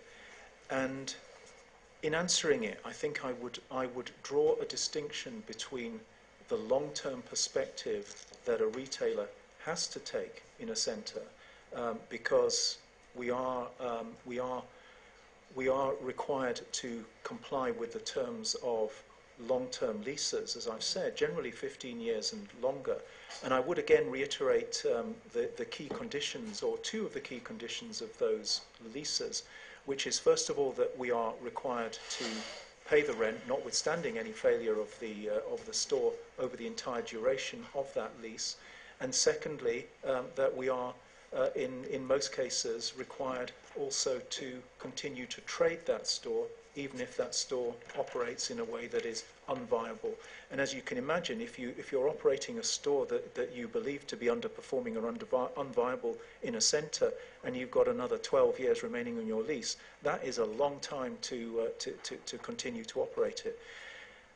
What I would say is that the perspective of the centre owner may not be the same, and if the centre owner decides, for whatever reasons, and they would have to account for themselves on this, that they see a short-term benefit in bringing another operator into the centre, which would enable them to draw rent from that second operator, they may well see a short-term benefit from that. Where I think we would differ from them is on the basis of our experience of centres. We believe that exclusivity exists essentially to ensure that stores in centres that can only house effectively one large grocery retailer should continue on a viable basis, and we shouldn't move down that path where you end up risking having two grocery retailers in the same centre, and either one or in some cases both of them fail. Now, the only thing I would qualify in having said all of that is that we do accept that there are centres that can accommodate more than one large grocery retailer successfully, and the trend, as I said in my opening remarks, over the past decade or so has been to build larger centres, hopefully in most cases where the developer and their funders and the retail operators believe that the catchment, the footfall and the customer attractiveness of the centre will sustain two operators, and in those cases exclusivity is not a feature of the market. Okay, so just to follow on that, in your view as Pick and Pay, what type of store, or I mean type of center would be able to accommodate more than one? Is it based on size? What is it? I will answer the question, and I'll look to my colleague, Mr. Joubert, to see if he wants to add anything. We don't believe it's a function of size alone, because of course, except insofar as if a developer and their funders and the retailers who go into a centre believe that the amount of customers or the customer footfall that centre can attract is likely to justify the size of the centre. So there is an element of chicken and egg in that point. But we can. I think we would prefer to disclose it to you outside a public hearing. Draw your attention to centres where we believe exactly the scenario that we are concerned about has played out recently and is playing out. In other words, where centre owners or developers have, we believe, miscalculated the amount of customers and footfall they can draw to a centre, brought in a second operator, and the centre has effectively failed. Okay, so based on the latter part of your answer, I just want to check whether you'd also want to answer this in a closed session. As you were giving that answer, I was thinking, is exclusivity basically meant to protect you against someone you do not necessarily, someone whose judgment you do not necessarily trust? I mean, during the course of the week, and on other platforms, we were made to understand that the rent and the lease terms are agreed way before the center is built, and you would have understood. Basically, as a retailer, you would have been sold an idea by the landlord that this is a type of center that we are looking at, and it would serve. It's likely to be viable if it has one, or if they thought it would be viable with two, they would have told you this long before you even signed the lease agreement, and check what kind of risks are you able to tolerate. So, are you able to answer that question in public, or do you? Yeah, I will if I may attempt to answer it, and again I have Mr. Norton to assist me. I think, if I may say so, I think you put the point very well, which is to say that, and again, listening to the evidence that others have given in the course of this week, there appears to me to be no dispute on the part of developers and their funders that it is important, in most cases imperative, to attract an anchor tenant and generally a supermarket anchor tenant into a centre. The operators, the centre owners, do believe that it is attractive at the outset of that centre development to agree, as I've explained, both long-term leases and essentially the protection for the retailer against what we would regard as action that would make our operation and potentially the centre unviable. Now, I think where it becomes more difficult to understand is why that understanding that everybody is agreed on at the outset should not apply sometime down the line. Now, I think we would agree that circumstances may change, and a centre may become so successful that it would be subject to an extension of that centre, so that physically one could operate another retailer in that centre, and therefore that there should then be a discussion about whether exclusivity was still the right course for that centre. But what we have always said is that where parties enter freely into leases and their conditions at the outset, and understand at the outset the reasons why those apply, one shouldn't simply assume down the line that those conditions no longer apply. And I think our truth, given the number of shopping centres in this country, I think fortunately or unfortunately in most cases, centres which can only sustain one large store at the outset, by and large remain centres that can only sustain one large store down the line. And the only argument in favour of opening another store in that centre is, as I believe, the short-term argument that it will improve the outcome for one party, usually the owner of the centre, but not for the operators in the centre or for the viability of the centre. Okay, as you correctly pointed out in the beginning, we primarily all concerned about the smaller retailers and not so much the larger retailers. If we can go back to your presentation, you mentioned that you would exempt from exclusivity. You would exempt as Pick n Pay from exclusivity smaller retailers that would take up less than 250 square meters or 100 square meters in other centers. Are you able to give us a sense of where it is appropriate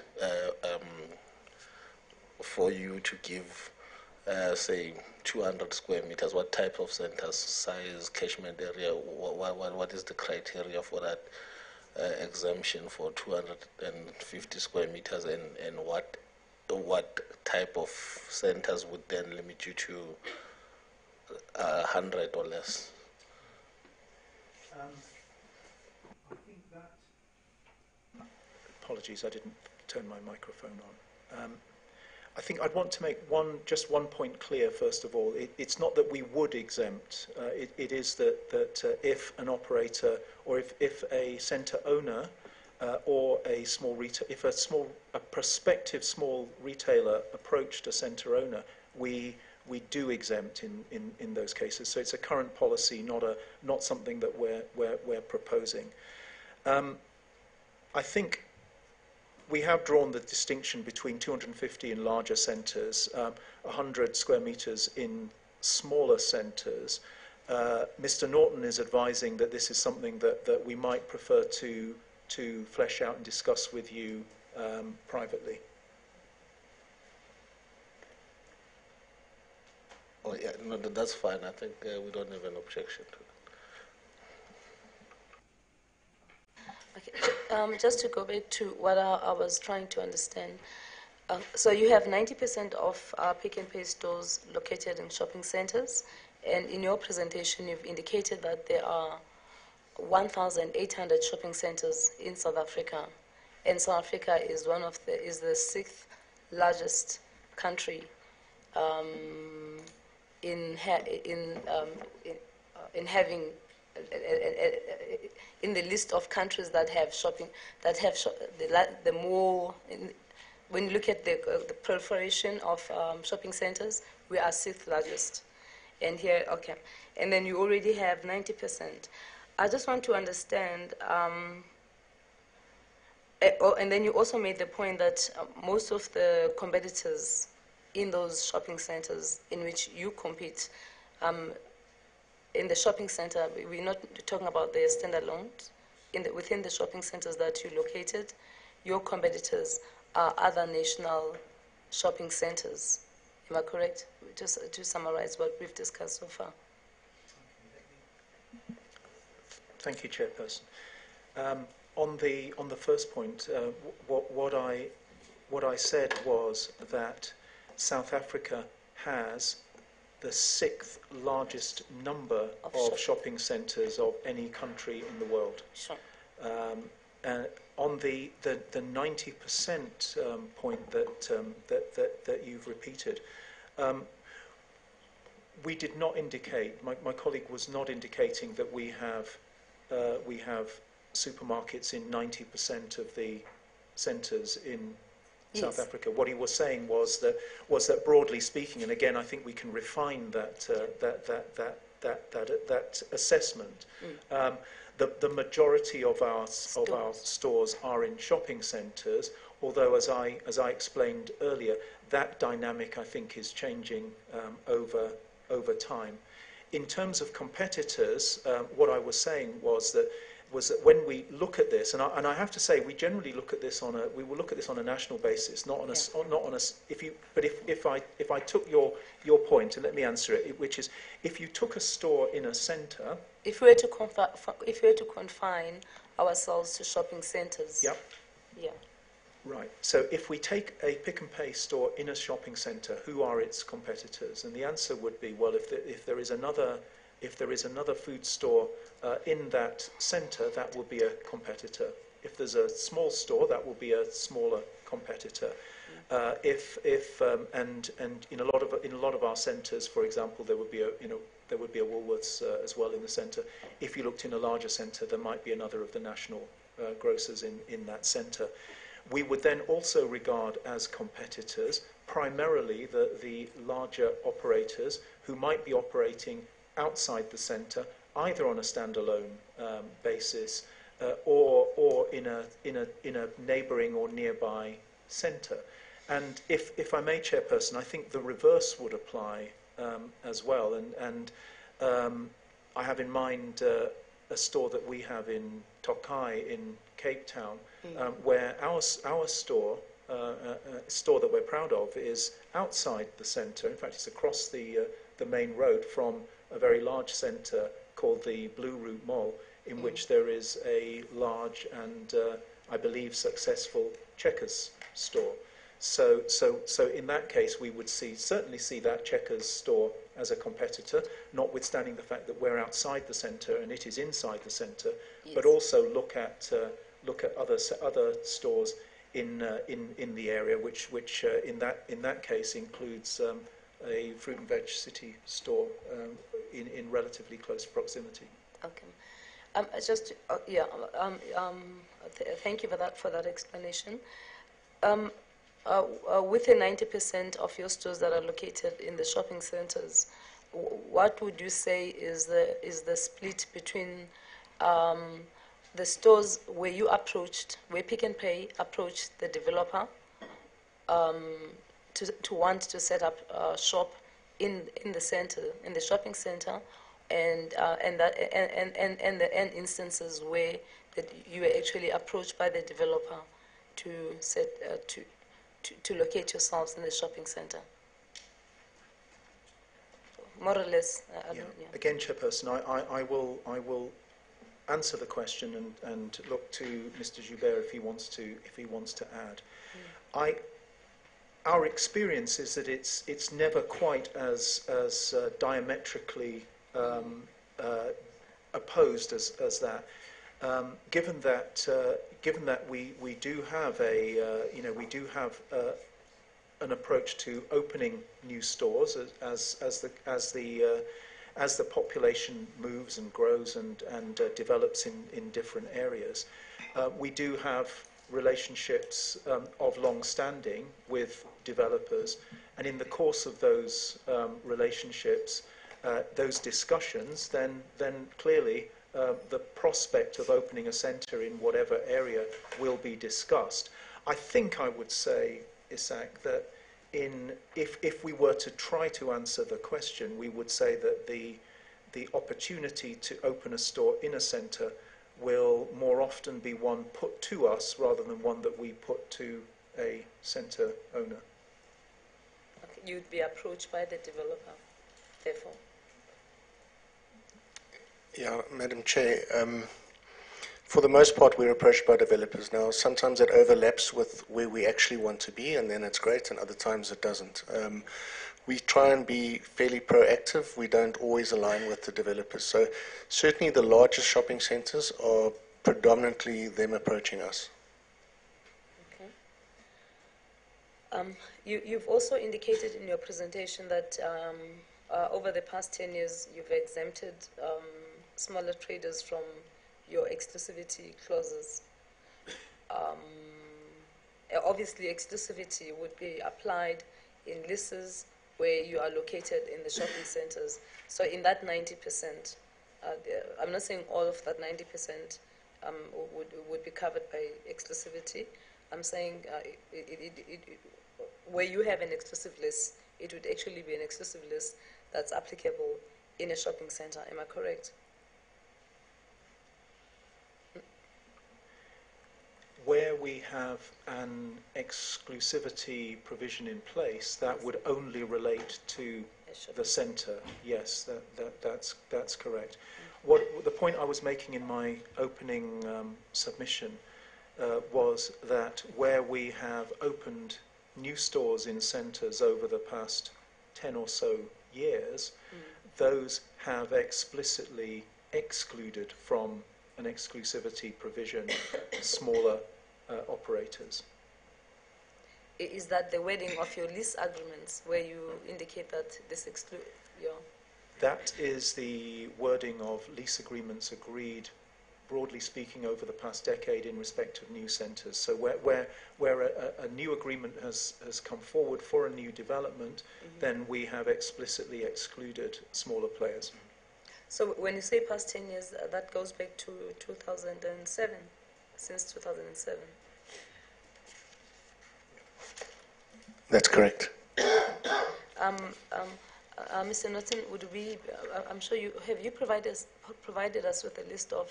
Would you provide us with a list of all those smaller players? We have. You have already we have in checked. there. Okay, I thought we would have that. Okay. And then, so the restriction on size that you mentioned in slide 8 of your presentation, of up to 250 square meters, is that being in anticipation of who would be a small trader, or the maximum of what would be a small trader in a shopping center?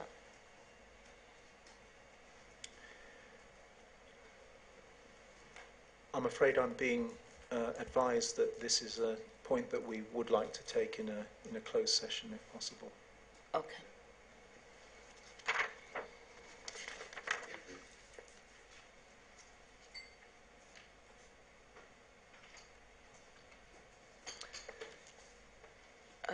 And then you also mentioned your supply program, and that you've got over 3,000 suppliers, some of whom have been, some of whom are long-standing suppliers of Pick and Pay. And then, most importantly, you've indicated that you also have, you source from your procurement, in terms of your procurement policy, you source 95% of your products from local suppliers, and in that list of suppliers, do you have can you give us a sense of the percentages of who would, what would constitute your small, medium, and large suppliers, more or less?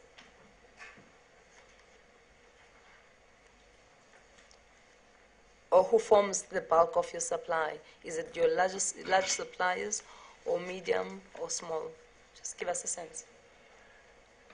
I'm going to give you a broad sense, Chairperson. Then I'm again advised by Mr. Norton that if we get into detail, then we would like to cover that in a closed session because of the commercial confidentialities. But broadly speaking, our largest suppliers will be a small proportion of our total number of suppliers, but they will account for a majority of our supply.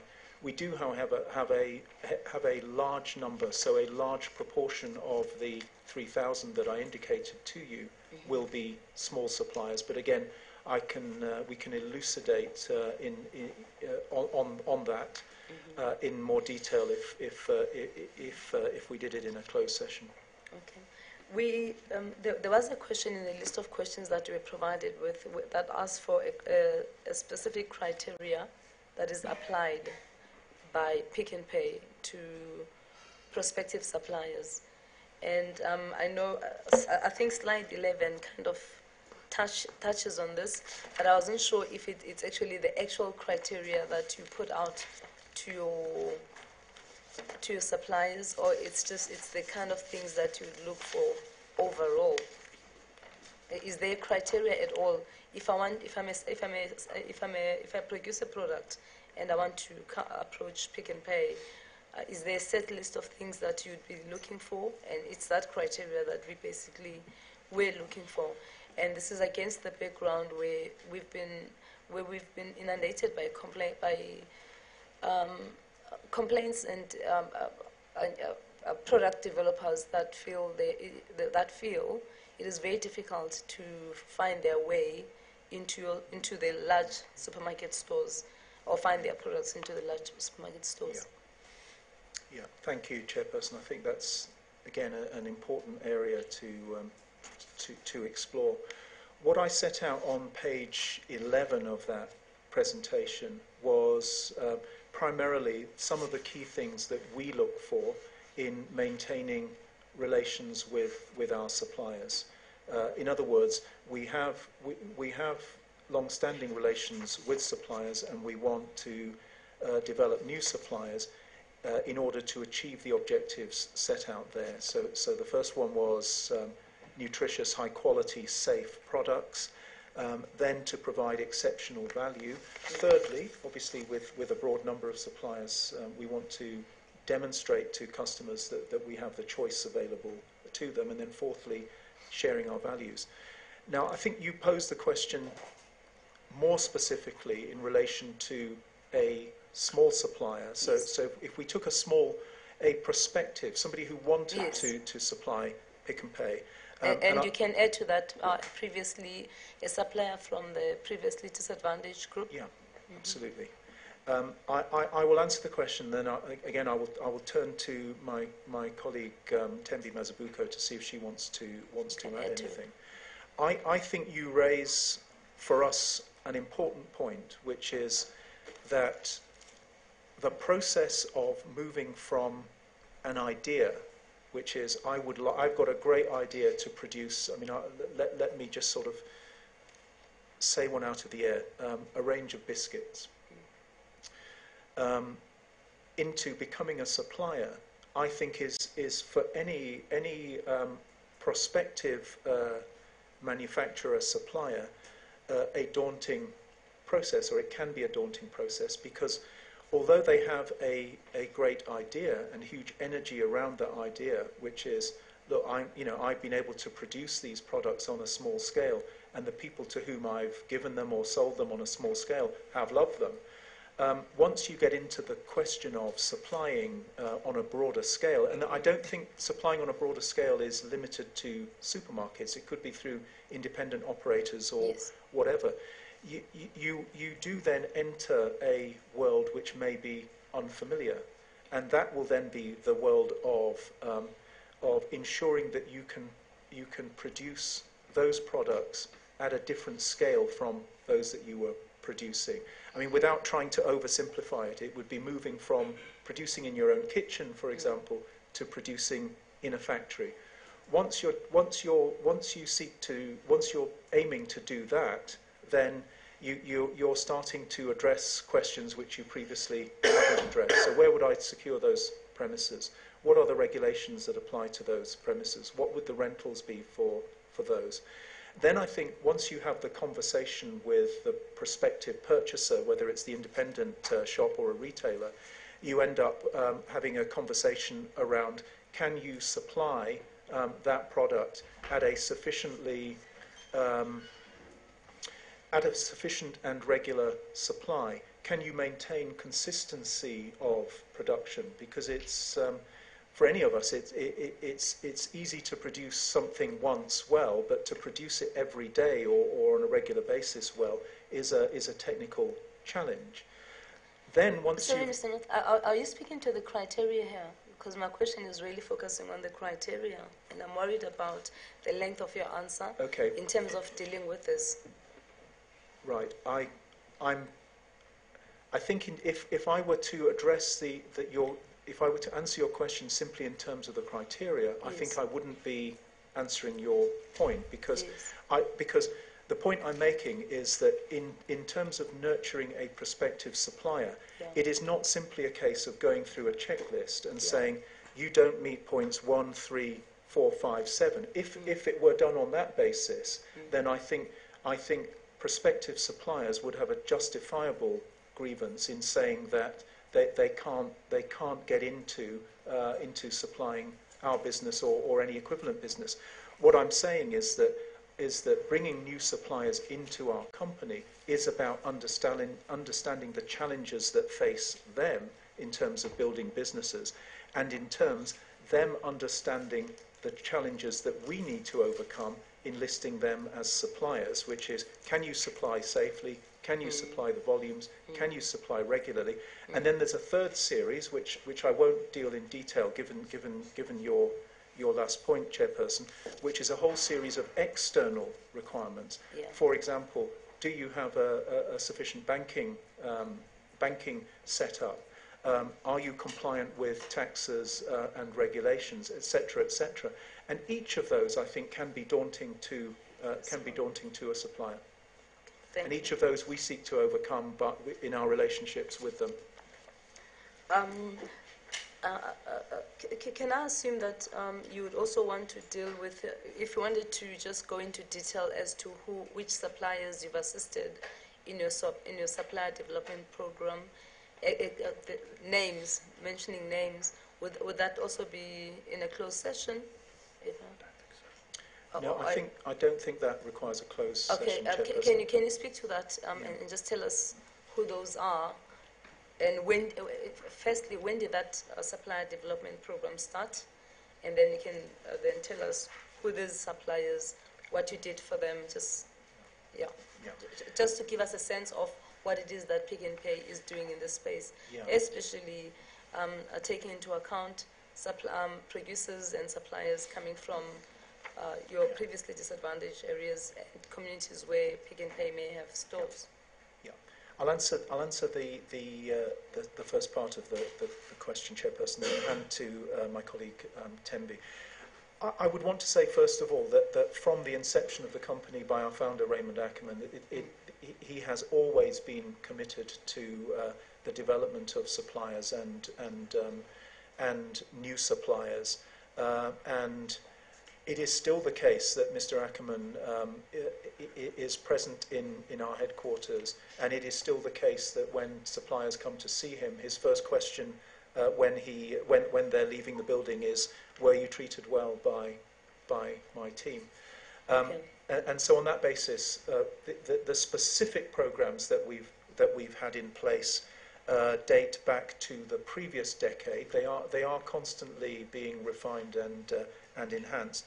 But I will, if I may, turn to my colleague Tembi to answer on any specific examples. Yes. Chair, thank you. Thank you, David. So on a personal basis, I've probably in my time when I was buying would see up to 10 small suppliers a week. So it's not something that happens on a irregular basis, but we are very proud of the many stories and the many lives that we have touched and helped to grow through the supplier program. I'll just mention a few. Untombi Nonqubane, she had a passion for helping women, and knew that a lot of women in her community could sew but could not find the avenues to get into formal retail. And so she came to Pick n Pay in 2007, and a company called Rise Uniform and the Enterprise Supply Development Program saw right away that there was a big need to mentor, because clothing is a very competitive space. And so they partner her up with our head of clothing, Michael Coles, who allowed Ntombi to spend time in the division with the rest of the buyers, looking at how formal clothing works. And today she produces uniforms for our Pick n Pay employees. So not only did we give her some of the expertise, we also gave her the market to start off her business. We're happy to say that today she supplies uniforms to other companies as well. Sure. Husband and wife team, Zuhdi and Bilkis Essa, they started a popcorn business in their kitchen in 2005. Today, Comesa Foods owns a factory in Wynberg, in Cape Town. They manufacture tortilla wraps, popcorn rotis, Indian naan, and one of the programs that Pick and Pay has put into place, because some of the things that seem so simple to us as a small supplier is to say, do you have a barcode for your product? And one of the programs that Pick and Pay has put together is a brand called Pick Local. And Comeso Food today is one of the first suppliers to go under this brand, because I think often we forget that many of us are consumers. And when you go to the shelf and you see Comeso Food, you've never seen it before, you don't know who produces it, you're more likely to pick a brand that you do know. And so by putting brands like Comeso Food under our own brand, Pick and Pay Local, with her story, with her product in there, we are actually helping to give them that first step forward. Mr. North did present that you also gave them preferential space in your shelves. Would Comeso Foods be one of those that have been given? Is that in the Western Cape or a nationwide? It's a national-wide supplier now. So she produces in the Western Cape, and we've put it into selected stores, understanding her product is tortilla wraps, popcorn rotis, and Indian naan. It's not in every single store like every other supplier. It's where the customer need is. But she does have space on shelf, yes. Okay, and the next one? The next one, how many would you be going through?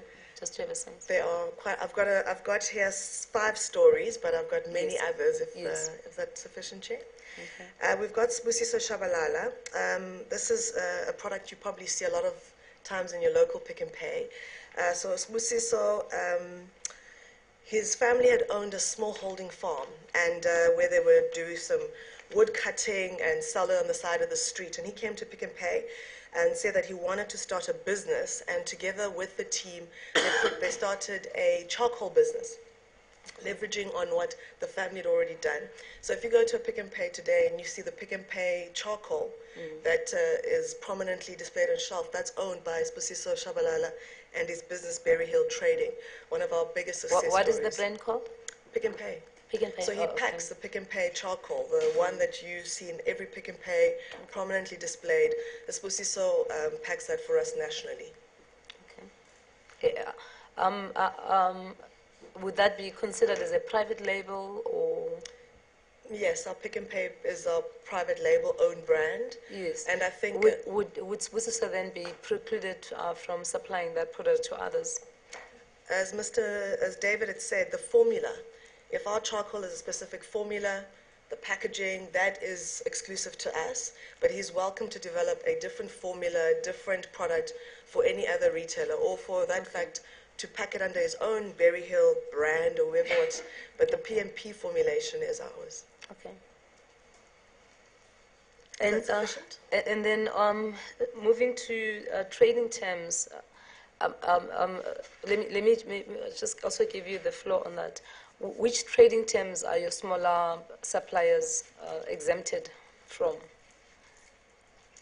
Because we've had a concern and a concern raised by a number of suppliers that I've repeated this as a concern in these hearings, that they would want to offer their products at a certain price, but when they approach retailers, and especially big retailers, they always have to make contributions in the form of these allowances, in the form of some type of allowance, which pushes up the price, and they end up not being as competitive as they would want their product to be. And this has caused some kind of disgruntlement among some of these new suppliers. And I just want to know which of your allowances are your new suppliers and smaller suppliers exempted from applying or having? Thank you, Chair. I'm going to ask David just to answer that question and support him if he would like me to come in. Thank you, Chairperson. I covered this in outline in my presentation, where what I explained was that we do have preferential terms for our smallest suppliers, the type of supplier that Tembi was talking about. Some of those preferential terms include shorter payment periods. Very important for a small supplier to improve very important for the shorter payment periods, very important for small suppliers because cash flow is often a critical issue for a smaller supplier. Lower marketing fees, so as Tembi was explaining, where you've got a new product and that new product is unknown to the customer, we do want to give that new product and that new supplier the best start that they possibly can have in terms of prominence in our stores and in terms of marketing for that product. And that will extend to dedicated shelf space, which in the case of other suppliers may be an issue of commercial negotiation. And that's in assistance to the areas that I've outlined previously, which falls broadly into the categories of coaching, mentoring, training, assistance in producing a business plan, development of a health and safety protocol, which they then meet. I think probably, Chairperson, you were also looking for some specific line items, and again, I think if I may, I would ask that we take those on a confidential basis. I mean, they only pertain to our smallest suppliers, but nonetheless, in commenting on them, I think I would be likely to stray into commenting on the details of some of our broader commercial terms. That's fine. Just to proceed on this line on your trading terms with suppliers, in your presentation you mentioned that Pick n Pay no longer requires suppliers. Sorry, you mentioned that Pick n Pay no longer requires suppliers to come and collect or to collect their damaged or defective, or to come and collect damaged or defective goods. When did this change occur? And can you speak more about it in a more succinct manner, if it's possible? Thank you, Chairperson. I wonder perhaps if I speak more quickly, that might assist the panel.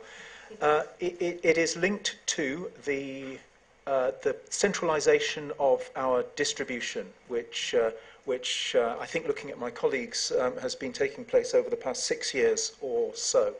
And therefore, I think, as others have explained this week, so I won't go over all of that ground, as we've centralised our distribution, an increasing number of our suppliers will choose to be part of that centralised distribution. In other words, they distribute product into our distribution centres, and the responsibility thereafter goes from, it transfers to Pick n Pay in terms of distributing to stores, and related to that is the issue of damaged and defective goods. And historically, and again, this is a world trend, not just a South African trend, historically, each individual company, including the charcoal supplier that Tembi outlined, will have been responsible for going to each and every store to collect each and every item of defective charcoal or whatever it would be. So the process of distribution allowances and defective allowances relating to defective or damaged goods has replaced that system with what we and what our suppliers believe is a more efficient allocation of effort and resource, which is, given that we can do that on a centralised basis, both in our stores and in our supply chain, that work has transferred to us. In exchange for that, the suppliers will pay us an allowance. That allowance is based on a historical calculation of average defective or damaged goods as they were received into our business, and that is something which is looked at again on the basis of the annual negotiations to see whether it remains the appropriate rate. But it is something that is standardised. It is something that actually suppliers around the world believe benefits them as well as benefits retailers. And then these damaged goods or defective goods, are they taken back to the supplier, or are they disposed of by Pick n Pay? How does this work? they are not taken back to the supplier. It is our responsibility then to dispose of them in various ways. Okay. Does Pick n Pay on-sell any of the expired items? Not of expired items, but again, Chairperson, you raise an important point. Where there are products that we believe that we're not going to sell, particularly fresh and perishable products within their code, then we have a relationship with charities in this country to take that food from us and to distribute it to needy people. But that is done at our expense and not at the expense of our suppliers. So none of those goods would be sold. Okay. So, all right. No. Okay.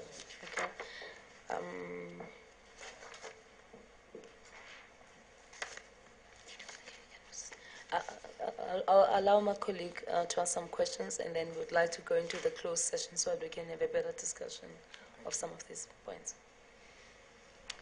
Thank you. So during the course of this week, we've heard about front-end and back-end margins. I was wondering if you could just please firstly explain to us what those would be according to your understanding. And then secondly, also how this translates to the final price that is charged to consumers. Okay, thank you. I've taken note of your request that I deal with it very quickly, but it is quite you've asked two questions which do require some answering. I think I set out in my presentation, I don't recall which page, that in order to try and understand this issue of front versus back margin that I know that you've looked at in some detail, essentially it is more simple, I think, than if you look at every line-by-line item. Essentially, there will be a list price, and then there will be a series of either discounts or allowances. And as I explained when I presented, there will be a standard discount that reflects the volumes that we sell and the efficiencies that we bring. Secondly, then, there are the standard contributions for the issues such as those that the chairperson asked about in respect either of marketing activities or as we just discussed, distribution or damaged goods. Thirdly, then, there will be negotiated discounts or contributions which are either for additional marketing activity or in respect of receipt of customer insight, but those are optional on the supplier, depending on whether they want to receive those. I think what you were then, could you just rehearse this, just so that I'm sure that I got the second half of your question, or that I answered the second half of your question? So the second part of the question was just how does front-end and back-end margins translate to the final price that is charged to consumers? Yeah, well, the final price that is charged to consumers will reflect the price that, well, let me explain it, but you're going to have to indulge me for 30 seconds or so. I think what essentially you're looking for there is to understand that that the price that is agreed with a supplier subsequently relates to the price that is then charged to the consumer, and that this is a fair process. And I heard and I listened when that same question was put to our competitors in the course of this week. And I think the best way of answering it is like this. In our annual accounts, we publish the total turnover of our business. I know that I anticipate, Chairperson, you're going to ask me to relate this to a specific product, so I will do that if you give me the time.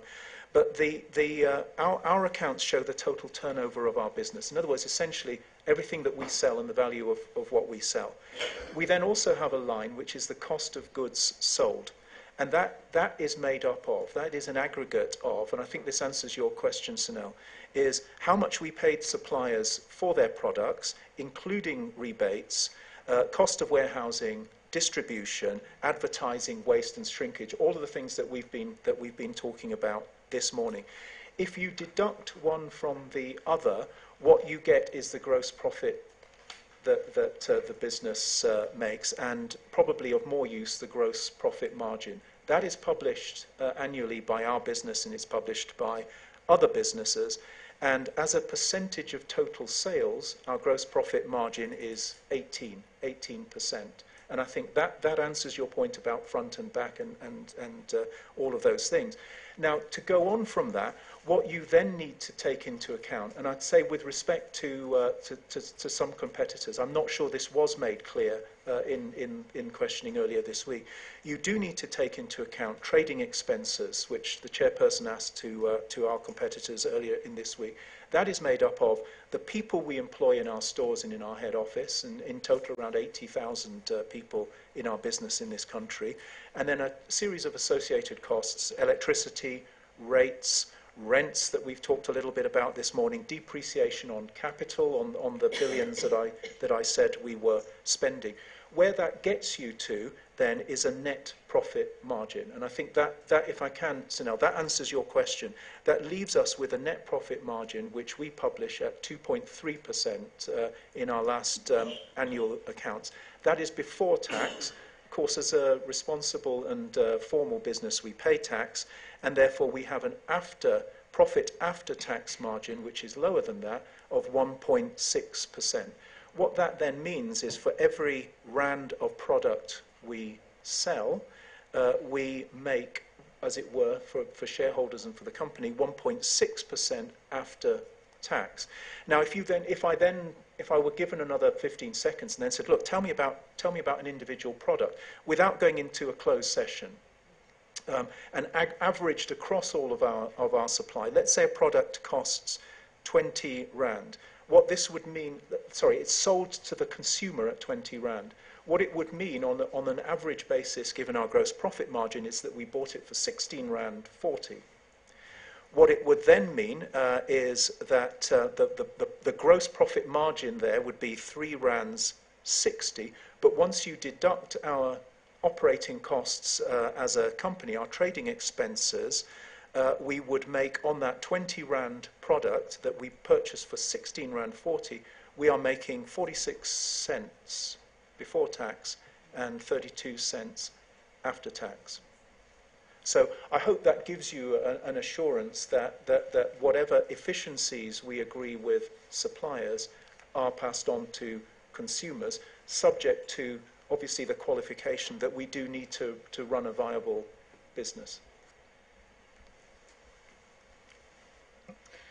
I see that we're running out of time. I think I just wanted to note that we may have some follow-up questions for you on some of the data presentations that you've made, so specifically on slide 6, I think 17. So we will, I think, follow up with you through Mr. Norton after the course of this public hearing. I don't want to spend any time on those now. I think that's it from my side then. Just one last question from me. In your slide 19, where you mention when Pick n Pay introduced SASSA payments into its stores. Yeah, slide 19. Yes, it is. Yes, yeah. It is on slide 19. Okay. Can you just explain to us? We've had a lot of complaints from smaller retailers, especially those from the rural areas and townships, who lost business when that happened. When SASSA payments were centralized or moved away to the cities or to the towns, well, whatever it is that happened. Did Pick n Pay pick up any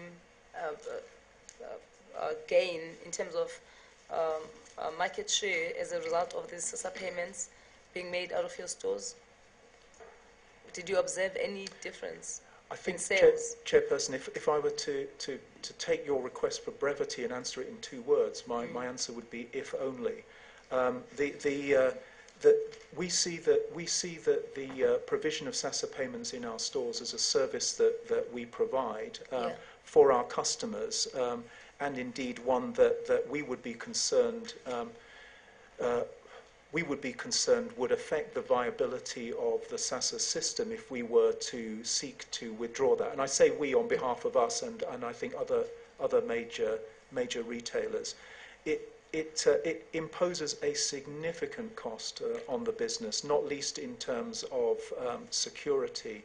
And we have I mean, I'm very happy to air this issue because we have a long-standing, ongoing dialogue with the government in which we are asking government to spread SASSA payments over the month in order that it didn't attract criminals on the date at which SASSA payments were being made. It does disrupt the operation of our stores significantly because anybody who's experienced it will see that SASSA payment day leads to huge queues of recipients in the stores that are principally affected. And the honest truth is that SASSA payments will go, in particular, to people who are in need of those payments. It is very often the case that that they will use Pick and Pay to receive their payments and then leave the store. Now, of course, some will purchase products in our stores because we seek to be a competitive business. But if the government were to say, we have found a better way of doing this that doesn't lead to your stores being subject to crime on a regular and I think entirely unjustifiable basis, we would be very happy to have that discussion. Yep. It's also a service that you'd be happy to share with other retailers, especially those smaller retailers that have raised this as a concern for them. I think my answer to that is if if others were happy to share that burden, we would be happy. Delighted. Delighted. Okay, thank you. Okay, I think we can now proceed to the closed session. At this point, can we request that all the people who are not part of the Pick and Pay delegation or the Competition Commission team be excused until the next session, and that the live streaming, media streaming, be switched off. Only the transcription will remain on. Thank you.